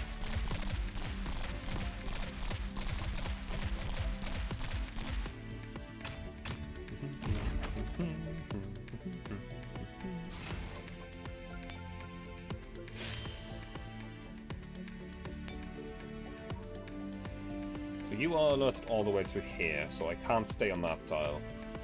I can't spend a turn just waiting on here, though.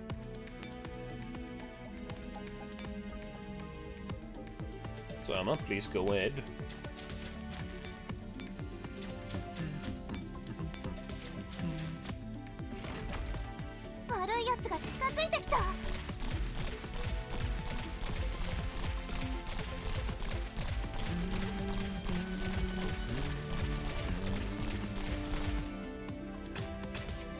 Federal Aftermath has been beaten. Actually, now that I think about it, what does Federal Aftermath is a rifle, right? Machine assault rifle. Because it is the full automatic version of the Federal. It's the AVC. So it could technically be either. If they are. Okay.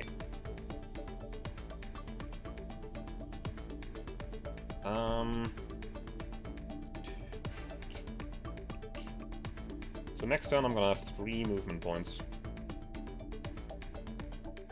I can't let her wait there though.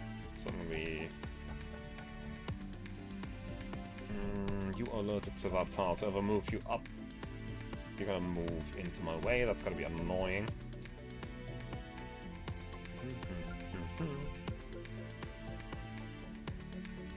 1, 2, 3 is not enough though.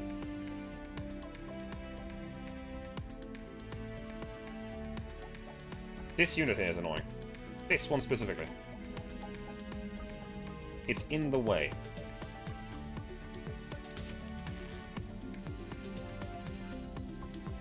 But again, I could have probably done it another way around and just gone through south here. Maybe that's the way you intended to do it, because it's like 1, 2, 3. Nah, not quite.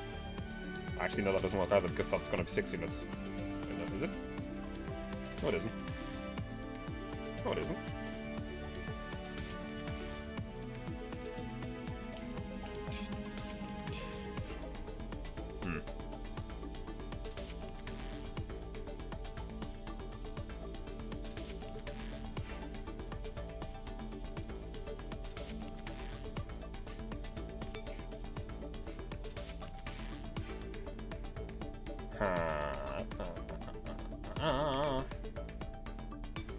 Move you back here. Move you up here. It's still gonna put that unit in my way and just block me from getting the S rank.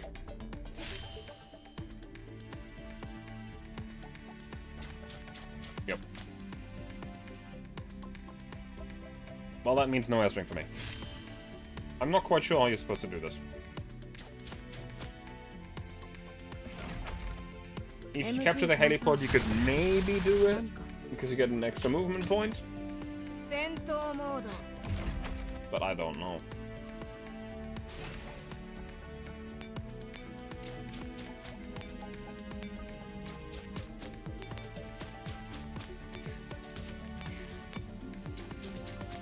Mildly annoying. But hopefully at least we'll do better than the last attempt and get a, like, A rank or something and not a B, because we had an entire unit just evaporate.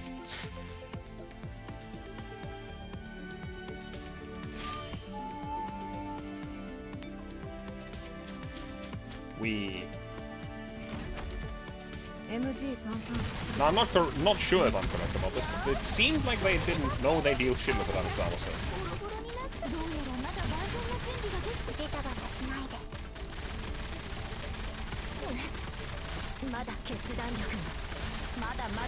So this is not ideal, but hey, it works! I'm not dead. These would have got the DPS handguns. Yeah, they really are. Fucking armor, piercing ammo as well, it seems. So I didn't lose anyone, so it shouldn't be a B rank. It's not going to be an S rank either, though. Was that worth the effort? Huh?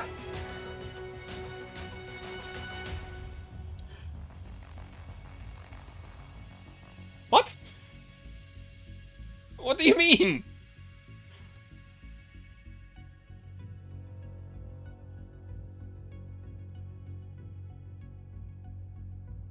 Huh?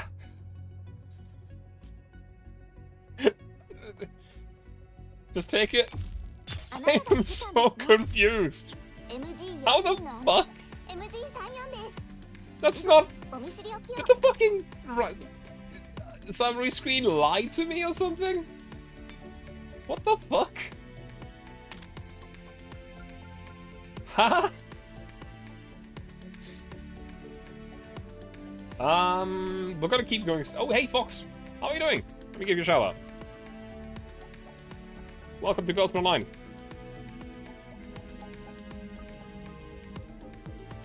They're just chatting. Yeah, you broke Fox. How was the ukulele?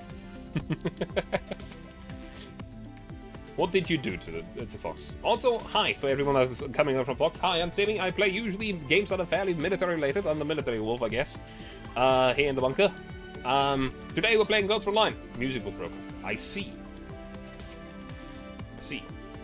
You're flustered AF. Okay. Do you mind if I ask why? It's the grey fox. Not a fox! Thank you very much for the message, though. But yeah, hi, I'm TV. I play video games, as you can see. It's a G41. It's the recruit. Oi! Unidentified breed. Oi! Wow! Now you're just getting mad. Now you're just getting further and further away from everything. Stretching is very good after a day of work, actually. I should do that more often. Also, let me grab some iced tea from my cooler here, because it's very warm again. Is it Donathon next week, and suddenly people talked about stuff? What stuff? Because I know about the Donathon, and I know that I'm going to raid you at least once. Basically, because doing Donathon, she can't handle people talking about supporting her. I see.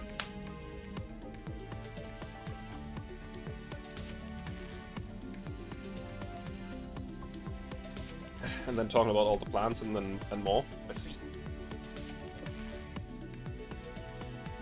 Well, Fox, just be glad that you have people supporting you. Not everyone can say that. No, you ain't. I can guarantee you that I will. I am not going to be able to be on the stream, or much, I think. Then again, it's a 24-hour stream, so I could probably chill there, like, after stream ends. But I am absolutely raiding you on Friday.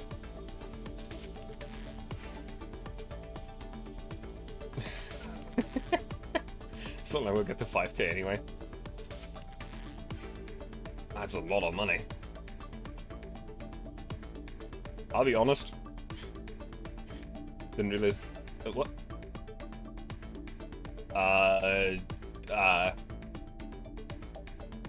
Wait. You're also getting support?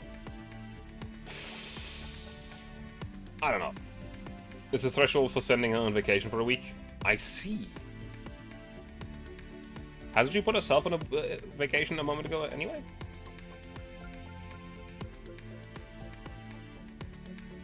It's a PC. Yeah, I know that much. I have seen that. I would contribute myself as well. And I might. The thing is just that... Hey! Shh. I was going to move past it. Fox. Shh.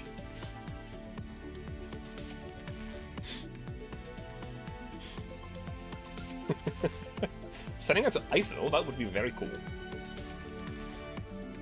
That would actually be very cool.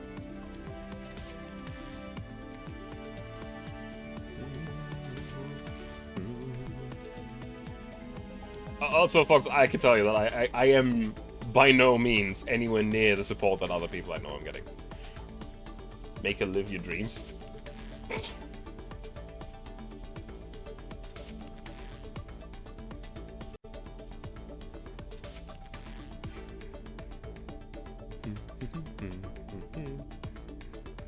Shut my ass? Yes. For a simple reason. You seem to have misidentified what I was getting flustered about, so that's good. Did you want to go to Iceland? I don't think it's that expensive, is it? It's not that far away. Can't you just take a ferry over there? Need to reach 5k so Fox can have some vacation and rest. Well, Fox. Where's my art?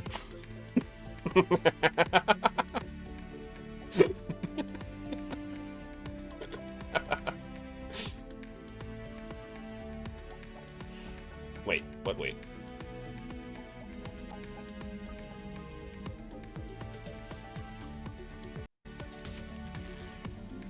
It wasn't flustered about the support, because...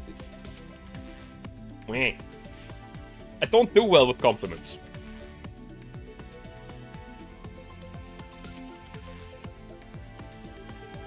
Working on it.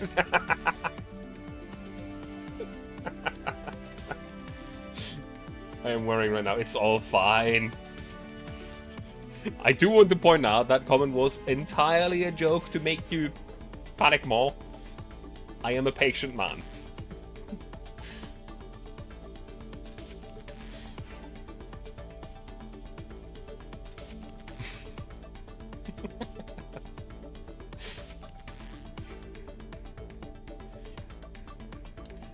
I will say, simply so you know that I didn't ignore you, thank you for calling my voice pretty, but at the same time, I don't think so.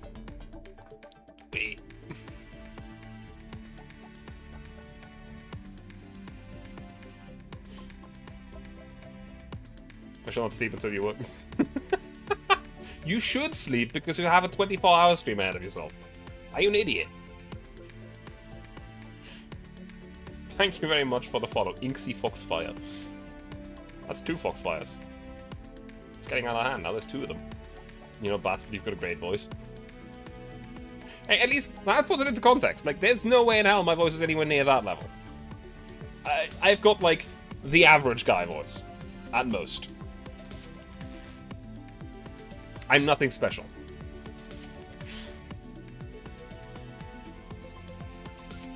Two separate streamers, Fushigi being one of them. Yeah. Can you imagine for like voice acting and stuff? Wait. No, I don't think so.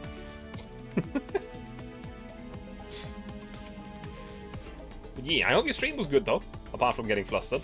How was ukulele? If there was any ukulele after you being flustered. I don't know. Also, go follow Fox. She's great. She's an artist. Her Tuesday streams have a ukulele and her singing, improvising, which is funny. I've made her mad once, and she was singing ukulele at me, madly. It was funny. Nothing special. No, I genuinely, I don't think I have anything special. It's fine. Only I need to learn how to take compliments. I can't. I cannot.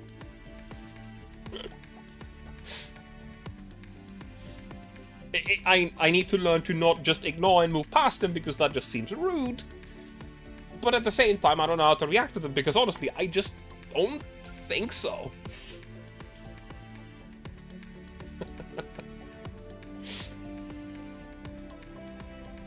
Oh, scuffed, but also yes, ukulele was good. You want to play the Mason stream now? Fuck off.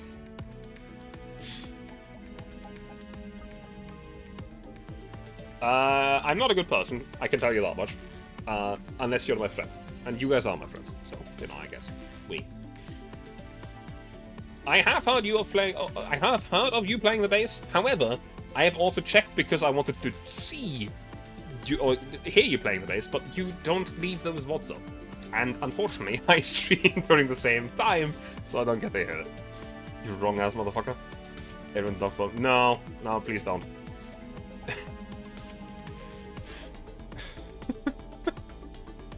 No, stop, cease. This is not okay.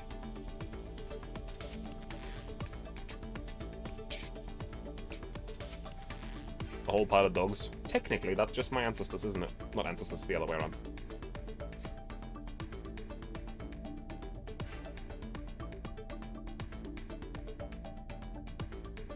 Distant cousins.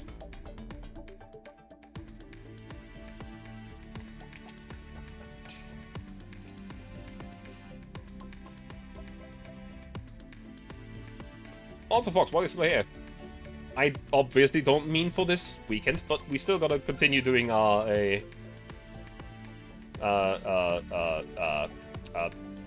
collaboration again. Vote to use golden retrievers for the power. They're soft and kind. What about huskies? They are idiots, but also still soft and kind. You have a policy against Englishmen because Turbine can rot. It happened again!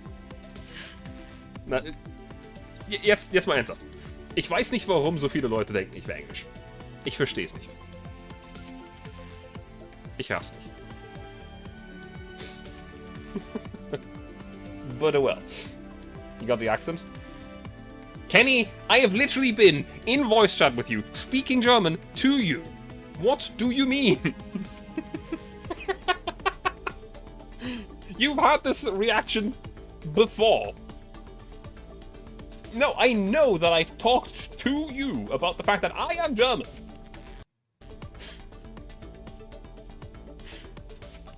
Ja gut, 5 Minuten, das kann ich... Telefon. Ich brauche einen Timer. Ich war bei Fox und du hast Englisch gesprochen. Nein, tatsächlich, was ich meine, spezifisch ist ein Stream, wo ich... gut, ich war nicht im Voice-Chat. Ich war tatsächlich im Text-Chat, weil ich jemanden wegbringen musste und war einfach nur am Chillen. Ich bin kein Verräter. Was willst du jetzt von mir? Moment. Das ist jetzt falsch. Das ist schon nicht mehr... Na. Alles gut. Der britischste Deutscher, den ich jemals gehört habe. Naja, es kommt davon, was für Deutsche du gehört hast. Ich habe jetzt auch das Problem, dass du wahrscheinlich sowieso kein Wort verstehst von dem, was ich sage. Also, in 4 Minuten geht's weiter. Es würde jetzt überhaupt keinen Sinn machen, wenn ich die Story weiterspiele für die nächsten 4 Minuten. Aus dem einfachen Grund, dass keiner ein Wort verstehen würde. Das ist Niederhochdeutsch. Heißt es so? Weiß ich nicht. Ich weiß nur, dass ich aus dem Norden komme. Nordwestdeutschland. So nah an der holländischen Grenze, wie du fast sein kannst. Und nicht wie so ein anderer Deutscher im Chat gerade. Oder jemand, der so tut, als wäre es Deutsch. Die verdammten Bayern da unten. Die Anhängsel.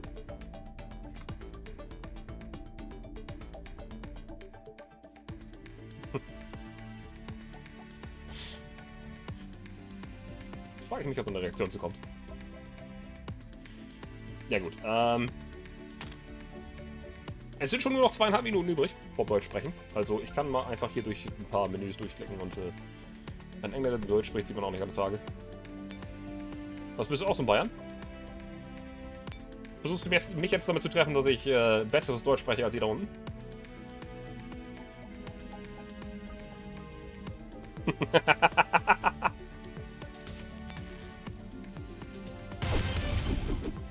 Keine Ahnung, ob das gut ist.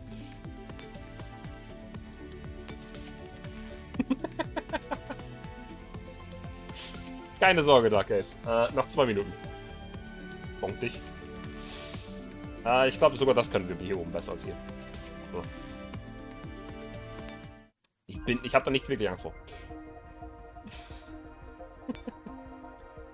Ich meine, es gibt noch ein anderes Routine, das bis jetzt noch keiner benutzt hat. Es existiert. Es ist da.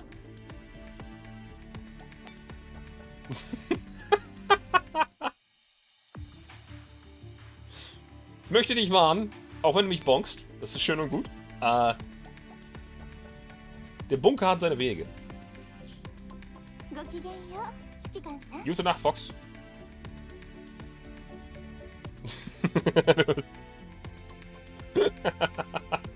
Da hinten links kann auch noch besser sein. Ja, das stimmt. Das ist tatsächlich wahr. Auch wenn die Bayern es nicht wahrhaben wollen. Es ist immer noch kein Fuchs. Verdammt nochmal. Wolf. Ah, verdammt. Bisschen farmen, glaube ich. Die nächsten 50 Minuten. Nein, Wolf. Ruhe. Ruhe auf den billigen Plätzen.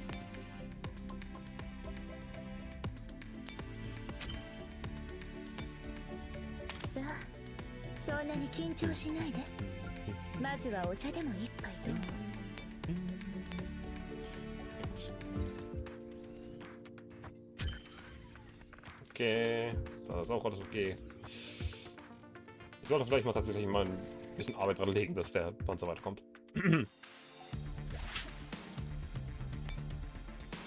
Denn ich habe noch fast nichts freigeschaltet. Papa. Hey! I'll have you fucking know, the 5 minutes up now, I can speak English again. Not a fucking cub. I will admit that the model is very short. By the way, Pablo. I mean, technically, a fox isn't a pup. Okay, thank you. Well, I mean... There's no redeem for it. Because I still haven't added it. It's patable. Help.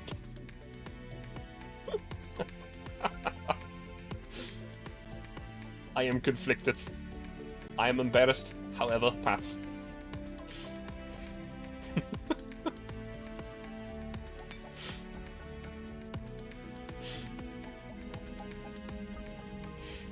Where? Now, I can actually continue with the story.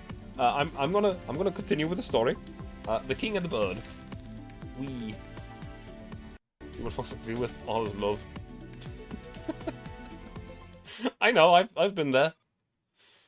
The latest response has been transmitted. Please enter the keycode to unlock the report. You're skipping a note, IRC? Wait, what? No, when? It gave me an option between the top routes and the bottom routes, and I just went for the lower one for now because I'm gonna go and do the other one later. Question mark. But yeah, I am going to say it this way, right? I'm going to admit, yet again, that I am a person that really likes hat-pads, but at the same time, it makes me very embarrassed to admit it. Club TV's face. What is the pat website? What does that mean? Fucking hate this. Forget everything you've heard. Kiko question. Why is Maggie Ponzi always sitting on desks?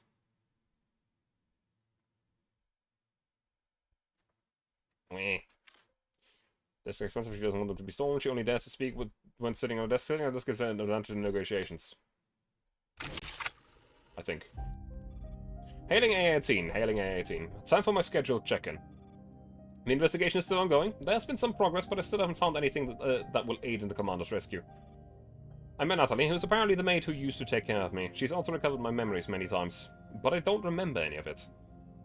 Also, I finally found out what Mother looked like, and it looked like I'd even learned a little bit about this work. Yeah, it had something to do with the Fox sisters. I saw the real Maggie and Catherine, not the two fakes on the train. Still, having met the real deal, I must say the imposters actually did a brilliant job at capturing the air and demeanor of their namesakes. Maggie's moral ambiguity and natural poise as a social engineer really were incomparable. I am now following the lead regarding the Fox Sisterhoods. Hopefully 520 is right, and we are on the right track to finding Mother's legacy. I'll get in touch if I learn anything new. Oh, well. That path just ends there. That's fine. Harmony in red. Try to fail and she breaks the fourth wall again. Do you mean the password?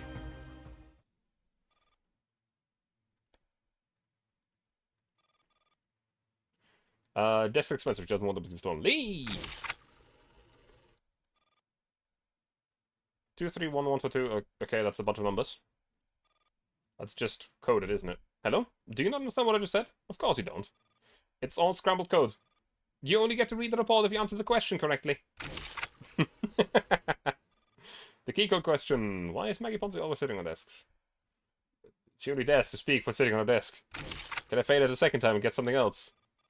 That's a different message. Hello? Okay. It's all scrambled code. Yep, okay.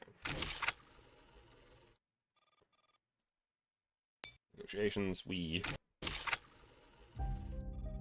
Okay, that's the same, that's the same, that's the same, that's the same.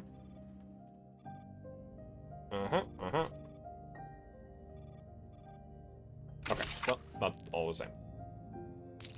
Harmony in red.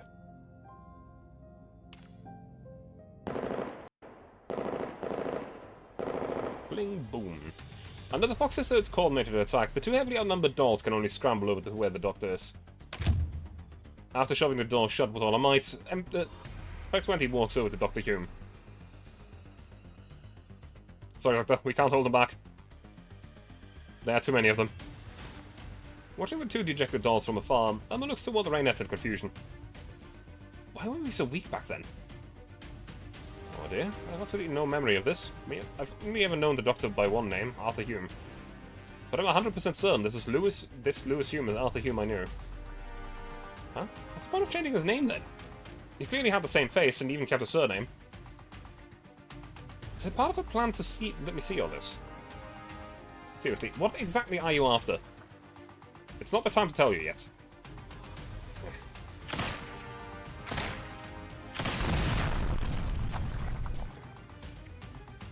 The not too sturdy door is soon broken down by Maggie, who is standing at the doorway with a haughty grin. We meet again, Dr. Hume. You're really not making this easy. Miss Ponzi, if you don't leave right now, I'm going to call the police. Go on, then. But in case you've forgotten, I'm an honorary director of a legitimate listed company, while you are a criminal with a prior criminal record. If you call the police, there's no telling which of us they're going to arrest. Give me that sulky look again. You mad? Since Miss Ponzi has taken such a liking to this lab... Alma, Stevens, start packing up, we're moving. Are you sure you can afford to build another lab from scratch? I took a peek at your account balance. It's squeaky clean. Please say if you're concerned. Alright, I suppose old-fashioned aristocrats like you prefer keeping cash to using virtual currency. Catherine. Right, Sophia's opened all the safes in here. Unless there's another hidden in this lab, all the gold bars now belong to us Ponzis. It's rather disappointing, though. I was hoping to see gold bars worth hundreds of millions, but the total ended up being less than 50,000. Stock is so poor their savings are rather small. Smaller than what Sophia stashed away in a little vault. Miss Catherine, how dare you go poking around my personal savings? But even as Sophia protests indignantly, Dr. Hume's face visibly grows pale. His reaction does not escape Maggie's eyes. She takes a seat on the desk in front of Hume. So, still planning to move? What exactly do you want? As you said earlier, I don't actually know much about science. I need an academic expert to sell my project. This expert would ideally be a man with good looks. This will make it easier to attract investments to our official website. You want me to join you? That's right. Isn't your organization called the Fox Sisterhoods? Would it not be inappropriate for a man to be part of it? Who said it's a sisterhood must be female exclusive? If you want, I can call you Big Sister Louise. If it really bothers you so much, I don't mind changing our name to Fox Siblinghood. Right, enough joking around. Your project Pilot Well ended in failure, but your idea was perfectly sound. You simply lacked investment. It's a brilliant concept worth developing. All my projects are worth millions or even tens of millions. In this day and age, high-tech stuff is what sells. Has been done. Huh? What do you mean? God damn it.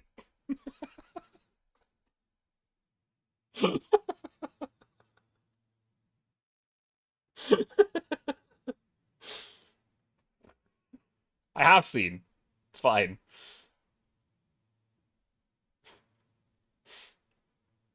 No, I was actually talking about the in-game character, Inksafe. You know, that's also a streamer's name. Leth? Leith? What do I call you? Stop. Seize.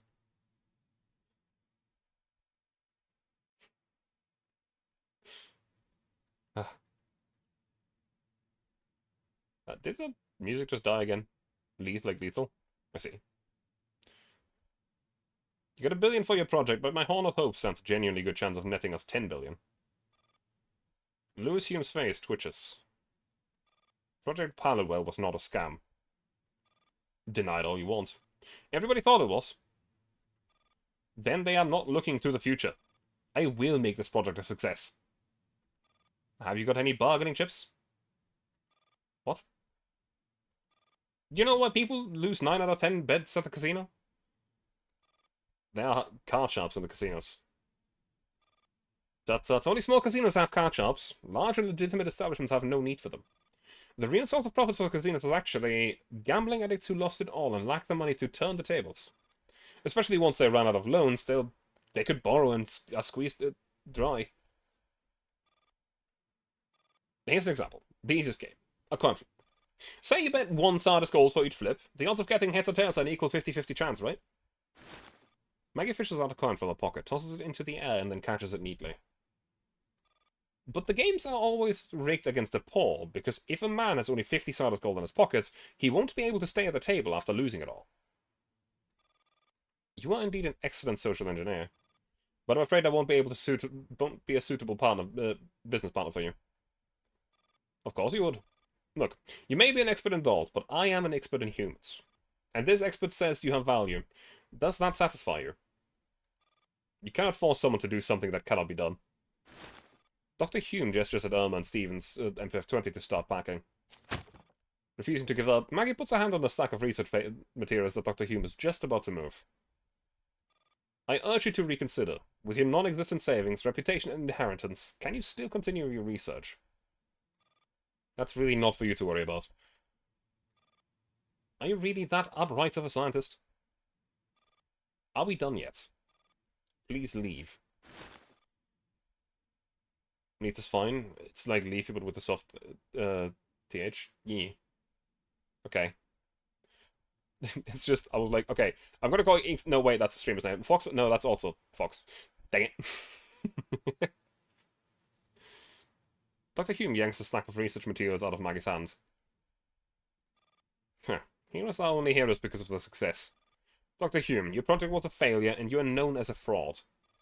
You're in no position to hold me in contempt. I have my ends with Horn of Hope, but they can be achieved with your means. Join my project, and if you succeed in the end, then my Horn of Hope would simply be a financing plan that helps you on your way to success. Not exactly a straight line from point A to point B, but still. I may not know science, but I know that expenses in scientific research can sometimes snowball even more drastically than what a top-tier scam can bring in. Grin? Why? What?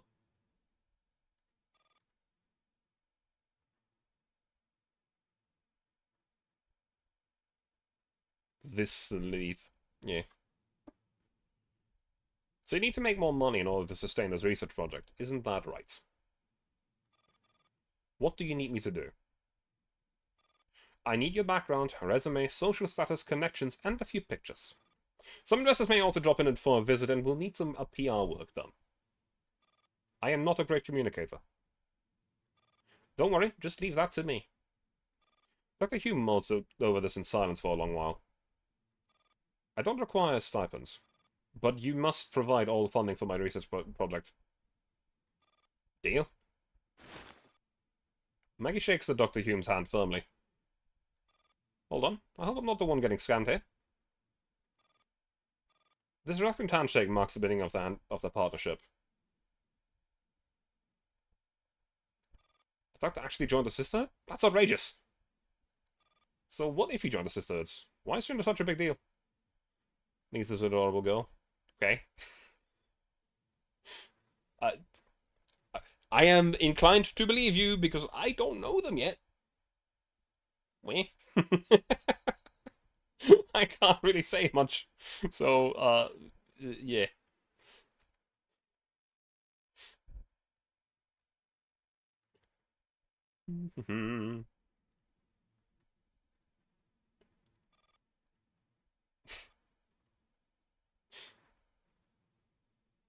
Oh. Shush. Fucking hell. Forget it. More importantly, it bothers me that I have no recollection of these events. This is the first time I've seen the Doctor and myself like this. Same here. Should I replay the Horn of Hope anchor point? No need. Just go for the next relevant anchor point. Run a search project on Pilot Well. Shut up. Shush. Found it.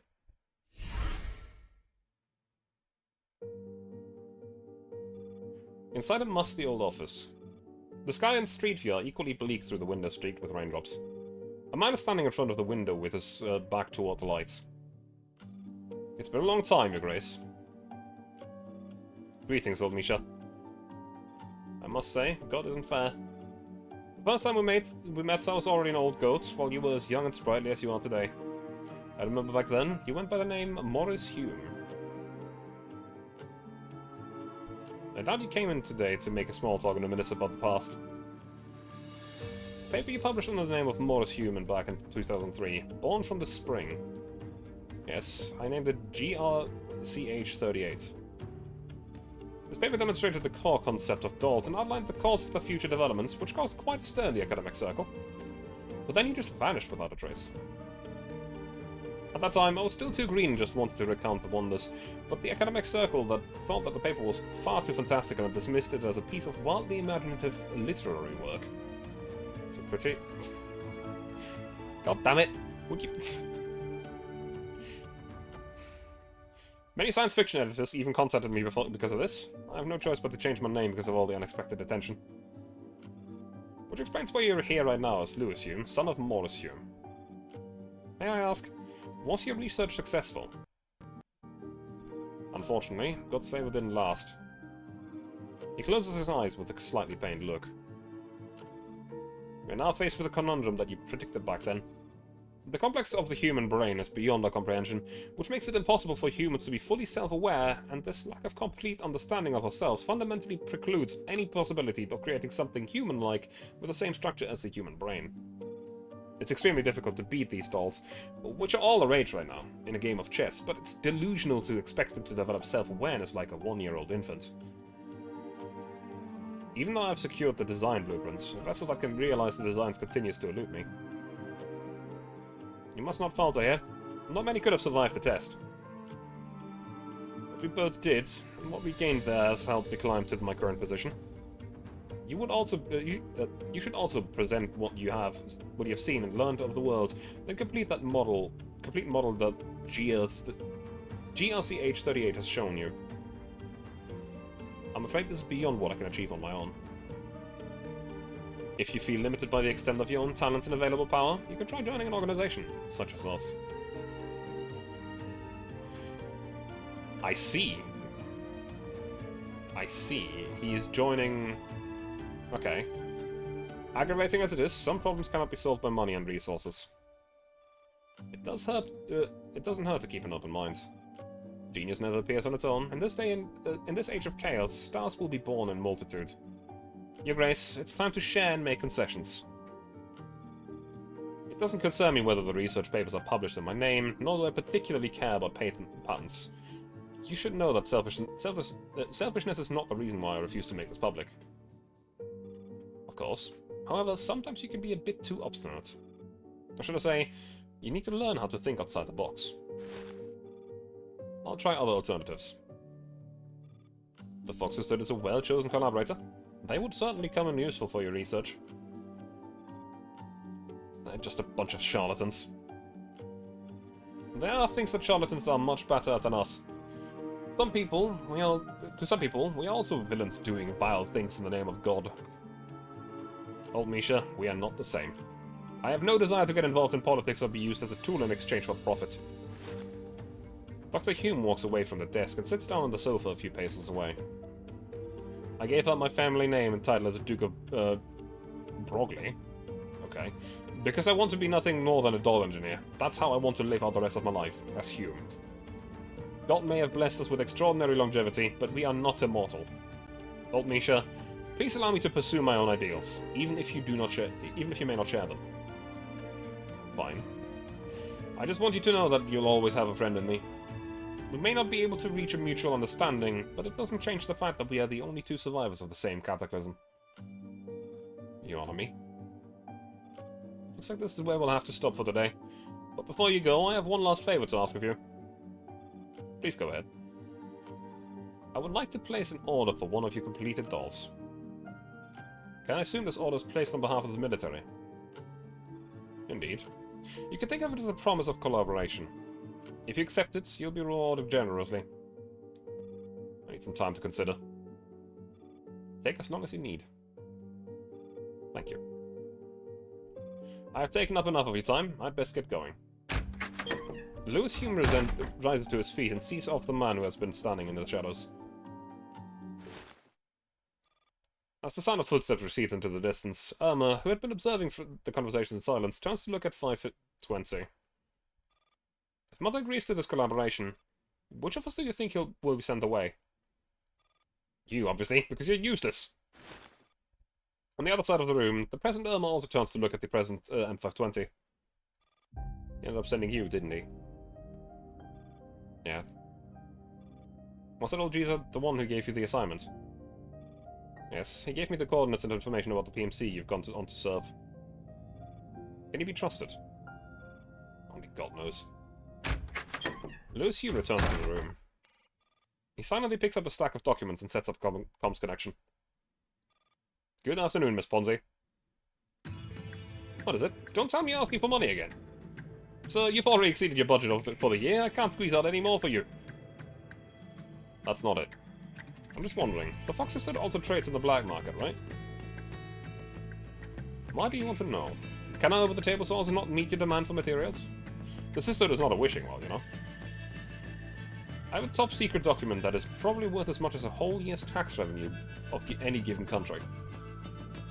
God, please don't tell me it's a human intelligent research again. It may be worth a lot, but nobody's interested, so stop wasting my marketing funds on my clients' patience. This is the second edition. The previous edition was purely theoretical and only explained in superficial terms the underlying structure of the machine's self-driving operation. A call which I've termed the spring. I admit that this purely conceptual discussion can be a bit mystifying for potential buyers, but I'd like to make it clear that this new edition also elaborates on the production process on possible applications of the spring. So the first edition is just the preamble, and the second edition is the actual main text, yeah? Christ's sake, with all this false advertising, I could easily be accused of being a fraud. Are you not? Besides, I only explained to you in great detail the structure of this paper, but you did not pay much attention. Did you not? You must be mistaken. I will hand over the text in its entirety to Miss Catherine Ponzi shortly. Please make sure she delivers it. Sure. All the Ponzi schemes? The Anchor Point pilot well terminates at that point. Em and Renetta ejected back to the present. So, Mother's been selling his research on the black market through the Fox Sisterhood. Yeah, the Doctor's research expenses were also a lot more costly than they had expected. I don't think it was Mother's original intention to share his research. Tools are neither good nor bad to themselves. It is humans who imbue tools with different significance. In the hands of a farmer, a scythe is a tool for harvesting crops, but in the hands of a murderer it becomes a weapon that sheds blood. Even a banana peel can be used as a murder weapon, let alone the Doctor's research. So what exactly was Mother's research? I don't know the specifics either. Let's move on to another anchor point. Okay. That makes us the anchor point, Human Intelligence Research. Okay. Artillery fire continues to bombard the target complex. Even through the camera, the battle zone is clearly on the brink of collapse. The building that's used to stand tall and proud are now not like fruits dropped into a blender as debris splatters everywhere. Miss Ponzi, are you okay? I can't see you clearly through the comms window. Things aren't looking good. I can't believe my business partner is the only one who actually cares whether I've kicked the bucket. Well, you sound like you still have it in you to get yourself to an emergency shelter. The signal's a bit patchy here. I'm sending you a few websites. Help me check if the Fox Sister is still at #1 of the ranking boards. Miss Catherine has been checking them every day. You are indeed still at the very top of the lists. You are the criminal with the biggest bounty on your head, the biggest total value of fraud, as well as the highest net worth. Ah, that's good to know. Go find that old goat in the military. Stop playing hard to get and just accept their offer. I think the Russians are a good choice. They're made of sterner stuff. These are unforgiving times for ordinary people. Was Maggie Ponzi calling herself ordinary? Even the birds could chuckle at that. My point is, I'll leave you and Catherine all the funds that I have squirreled away. But at the rate you're spending, it won't last you more than a few years. So get off your high horse and make a deal with the guy that with the deep pockets already. The ceaseless rumble of artillery fire fills the brief silence between the two. If you ever get the chance, publish an autobiography in my name. I even thought of the title, The Legendary Queen Maggie and a Dark Empire. Forget it. That's a lamest title. Get some doctor of literature to come up with something more classy for me. Didn't manage to leave the bombing zone? What, gonna avenge me? I'm just a feeble doll engineer. Never mind. Even I can't really tell whose toes I've stepped on.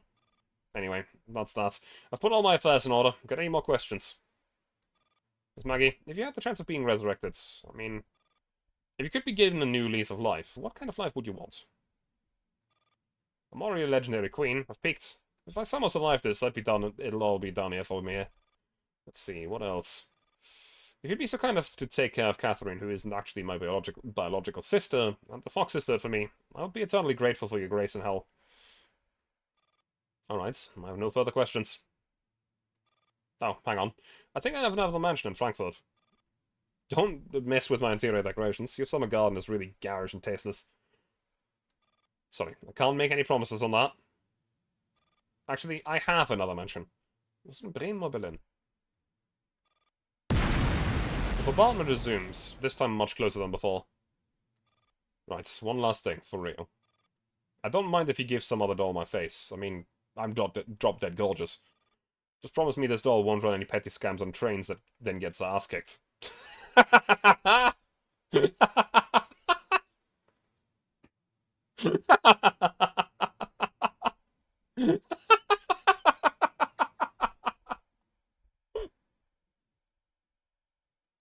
For context, there's an entire event called Longitudinal Strain, where there is a doll using her face, using her name, running a scam on a train, getting her ass kicked.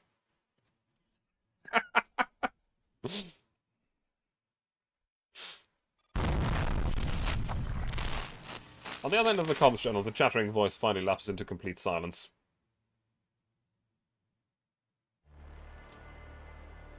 So the con artists of a generation end up being conned by the Doctor. I actually think she also profited from this.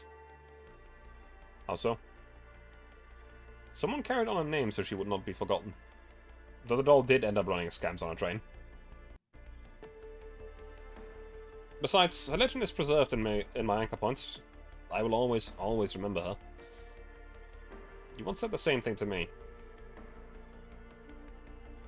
While we're at it, let's have a look at this anchor point legendary queen next. Compose message. Recipient Maggie Ponzi. I don't know who's using this name, but since you wish to claim it, I assume you also intend to utilize the fortune and assets associated with the name. This is the location where the casino train is stored. I will relinquish it to you on 2 conditions. 1. You are not to rename the Fox Sisterhood. 2. I ask that you find a buyer for Human Intelligence Research, 17th edition. I will let you figure out how to... I will let you figure out how to do that, since that is your professional area of expertise. Kind regards, Arthur Hume. Reply to message. Recipient Arthur Hume. Dear sir, we have collected your package and followed your instructions. However, it took quite a while to sell the book. A woman finally purchased it at a very low price a few days ago. Kind regards, Maggie Ponzi.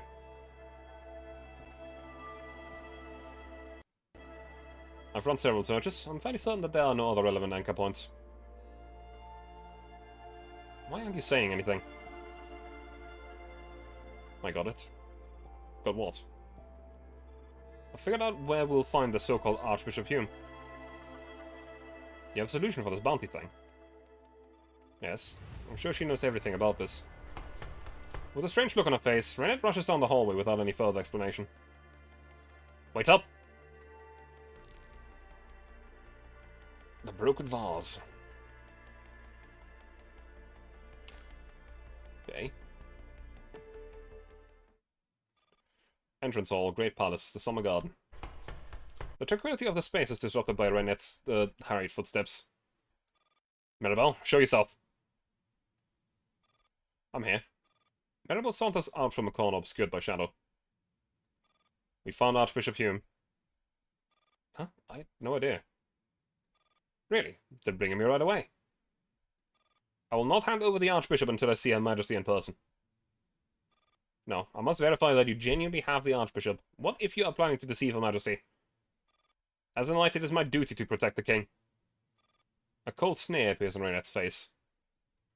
Oh, really? M620, or should I call you 27-something-55? How long do you intend to keep up this lousy charade? Please cease your nonsensical rambling. Renette's closes in on Mirabelle. You think I'm an idiot like Irma? Human memories can't be preserved in anchor points in the Summer Garden. The messages are one thing. But do tell me, how come we are able to observe the Doctor and the Maggie's conversations? There were no other dolls around when they were talking. Were there video recordings or someone else's memories? Hey, who are you calling an idiot? Shut it!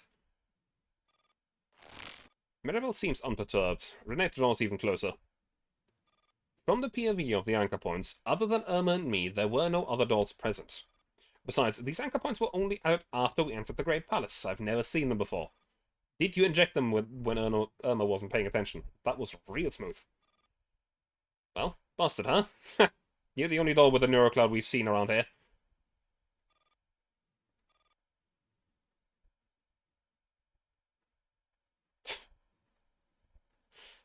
You're right, when I was at Griffin Base, I remember having no more than 10 anchor points, and the memory data I had access to were very limited.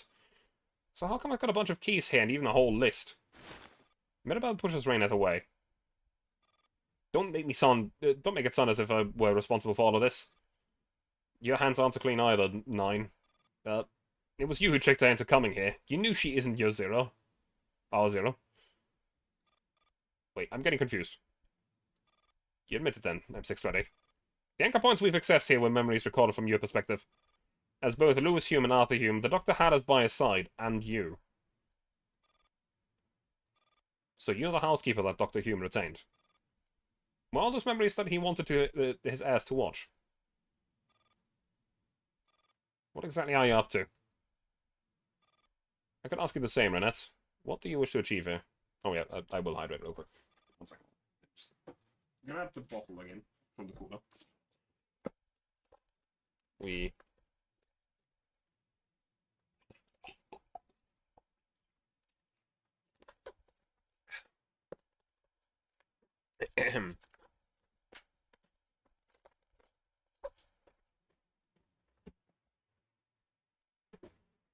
Stupid? You used to love that name. For as far back as I can remember, you've been driving me crazy. How far back can you remember? You don't have any memories beyond your service in the military, do you? That's not true. I still remember Dr. Hume and the dates at the Summer Garden in Moscow. But you were already not the original you by then. What is your reason for coming here? The Doctor died. My employer told me that the Doctor once survived the exposure to collapse radiation. His constitution was unlike that of an ordinary human. The Doctor's research can resurrect the dead, which is why I must find it. I need to bring it back to the military so that I can resurrect Dr. Hume. Resurrect Mother. That's right. Only when the Doctor is resurrected will you and our sisters, other sisters, be truly free. And reclaim all of our memories from the moment of our creation. We will finally stop being pawns that have our memories manipulated at the whims of others. Mirabelle's impassive face betrays strong emotion for the first time. Pain, frustration, anger. All these years and you still haven't changed that disgusting habit of yours. The only thing more stupid than your name is the circuitry in your brain. What about you, Irma? Why have you come here? My commander's gone missing. In fact, Wendy's told me I'd be able to rescue the commander if I helped her find what she wants. Hang on, you weren't lying to me, were you? I wasn't. I have information from the military about the abduction of your commander. The woman who took your commander is connected to the Doctor's research. If we can get our hands on the materials the Doctor left behind, we'll be able to resurrect him. Then he'll sort everything out, and you'll get your commander back, no? No, I see what you're here for. You came here for the spring. That's the Doctor's research, right? Yes, but I'm not the custodian of the spring. If you wish to learn about it, you must seek an audience with Her Majesty. Isn't that the character you just made up to trick us? No. That prank from before was just a little act of revenge. Hey, you're just as bad as she is! I just wanted a little revenge on a promise breaker. Promise breaker. At this point in time, the summer garden seems to be in the grip of frigid winter. White snow has buried the path and wrapped everything in its tight embrace. A gentle song drifts out from a little hut in the garden. Fucking Frosty the Snowman. I actually don't know the song on the melody. But it's Frosty the Snowman. Let's go with the snowman. Sure. Emma does not answer. She just keeps staring thoughtfully in the direction that the song's coming from. Is something wrong? You two go on ahead. I have something else to do. We can go with you. Yeah. Just wait here. I should be back by the time you two finish building the snowman. Alright, we'll build a beautiful snowman. Just like in the song, with a button nose, eyes made of coal, and old silk hat. Okay, I look forward to seeing him. Emma walks off toward the fountain, and a petite figure soon disappears in the snow of white. See white. M520 and M620 soon finish building the snowman. As they have promised, the snowman has a button nose, eyes made of coal, and an old silk hat. Sadly, by the time the snowman melts away, Irma still hasn't returned. What is this? A memory? Irma looks down at the anchor point in her hands. It's titled Frosty the Snowman. You didn't come back. Never did. Remember this? I waited by the fountain for a long time. The Dr. Hume reactivated you and brought you back, but this brand new version of you had no memory of the past. Sorry. I don't remember at all. I know. I've always known. It's enough that I remember this memory. The little girl that used to be my friend died long ago. You're just Irma, Lady Zero. Nothing more. Mirabelle. You're even more laughable. She has forgotten everything. But you're much better than her. Not much better than her. To me, you're both like that snowman. The sun rises and sets, the snowman melts away and is rebuilt again. The snowman is still standing there, but it's not the same snowman anymore. Mirabelle, I'm not a snowman. I will not melt away again. Go see Her Majesty. I'll be waiting for you by your side. With a swish of a cape, Mirabelle vanishes from the hall. Mirabelle. Hey, please give us some directions? I suppose this was a punishment. She must have been guarding this place on her own for a very, very long time. What do you mean? If we are the snowmen, then she is the sun that has witnessed it all. Reynard lets out a sigh and shares a memory with Irma. About 50 meters away from the entrance of the summer garden, M620 suddenly comes to a halt. You don't have to escort me all the way, just go back. Transport hasn't landed yet. Let me stay with you for a bit longer. The row of propellers gradually approach the trio. Stephen at 620 can clearly see the emblem of a double-headed eagle on the cabin door. Oh, please, I'm just going to my post. I'm not getting scrapped at a recycling plant. Who knows what you'll look like when you finally come back? I'll try my best to come back soon. The doctor is in your hands while I'm away. Okay, I'll take good care of him. Stop fretting. Just worry about yourself. With one last wordless nod, M620 walks past the outer fence of the garden and disappears from view. News about M620 comes from one night with several months later. Emma's uncharacteristically reticent. She simply watches M520 pack in silence. From now on, it'll just be you and the doctor at the summer garden. If anything happens, don't slow him down. Right. Have you memorized the locations of all the secret passages? Yes. Just in case, I've asked Natalie to back up all your anchor points. Right. M520 slings her back over her shoulder. I'm going. The doctor said 620 is never coming back, but he saved the date in the summer garden. If you ever run into any trouble, you can go back and ask her for help. You can also pay her a visit just to ruffle her feathers whenever you're bored. Okay. I've already said my goodbyes to her, and she's briefed me on the job I'm taking over. Will you be coming back? Of course. I'm not a promise breaker. Have a good night, Kenny. I'm going to end my stream soon as well, so take care. I'm like a certain jerk, I keep my word. I'll be waiting for you. Good. You better still remember me the next time I'm home. Well, it doesn't matter even if you don't. I'll just chew you out until you remember. Don't worry, we'll be reunited here in the end, one way or the other. Okay, make sure you don't forget. Well, you know the rest of the story. I kept my word and came back, only to find Dr. Hume dead and you an amnesiac. Again. I'm sorry, didn't want any of this to happen. But 620, trapped in the summer garden all this time, could only watch everything unfold helplessly. Just like the sun. Other than watching the snowman get rebuilt, then melt away, there's nothing she could do. If Mother's resurrected, will 620 be free? The doctor must have a way. We'll find her. Alright. Emma takes Raina's hand the way she used to in the summer garden. Let's go meet this king. Okay. Now, this has got to be the point where I end my stream for today. I have actually gone significantly over time already. But, I think we've made decent progress. There's still a part over here, the portrait of a bird, that I haven't started at all yet. But we'll see that later. So, for now, let me go and check who I can raid for today. Who is currently live? Who can we go and say hi to?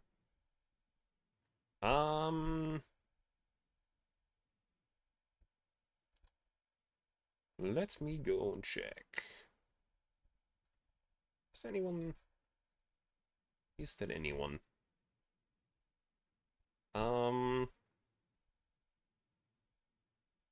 Not quite. What is this? What the hell? Let me send you over to... You know what? It's been forever since I last sent someone to Beru. What the hell? They're currently playing Minecraft, question mark? I'm not quite sure what's going on. I'm just going to send you over there. It'll be fine. Whatever. I'm a little bit lost in that regard. But yeah, let me... Where is it? There it is. Let me start the rate. And I shall be back tomorrow with... It should be Jagged Alliance again, with Supers. Which is very fun.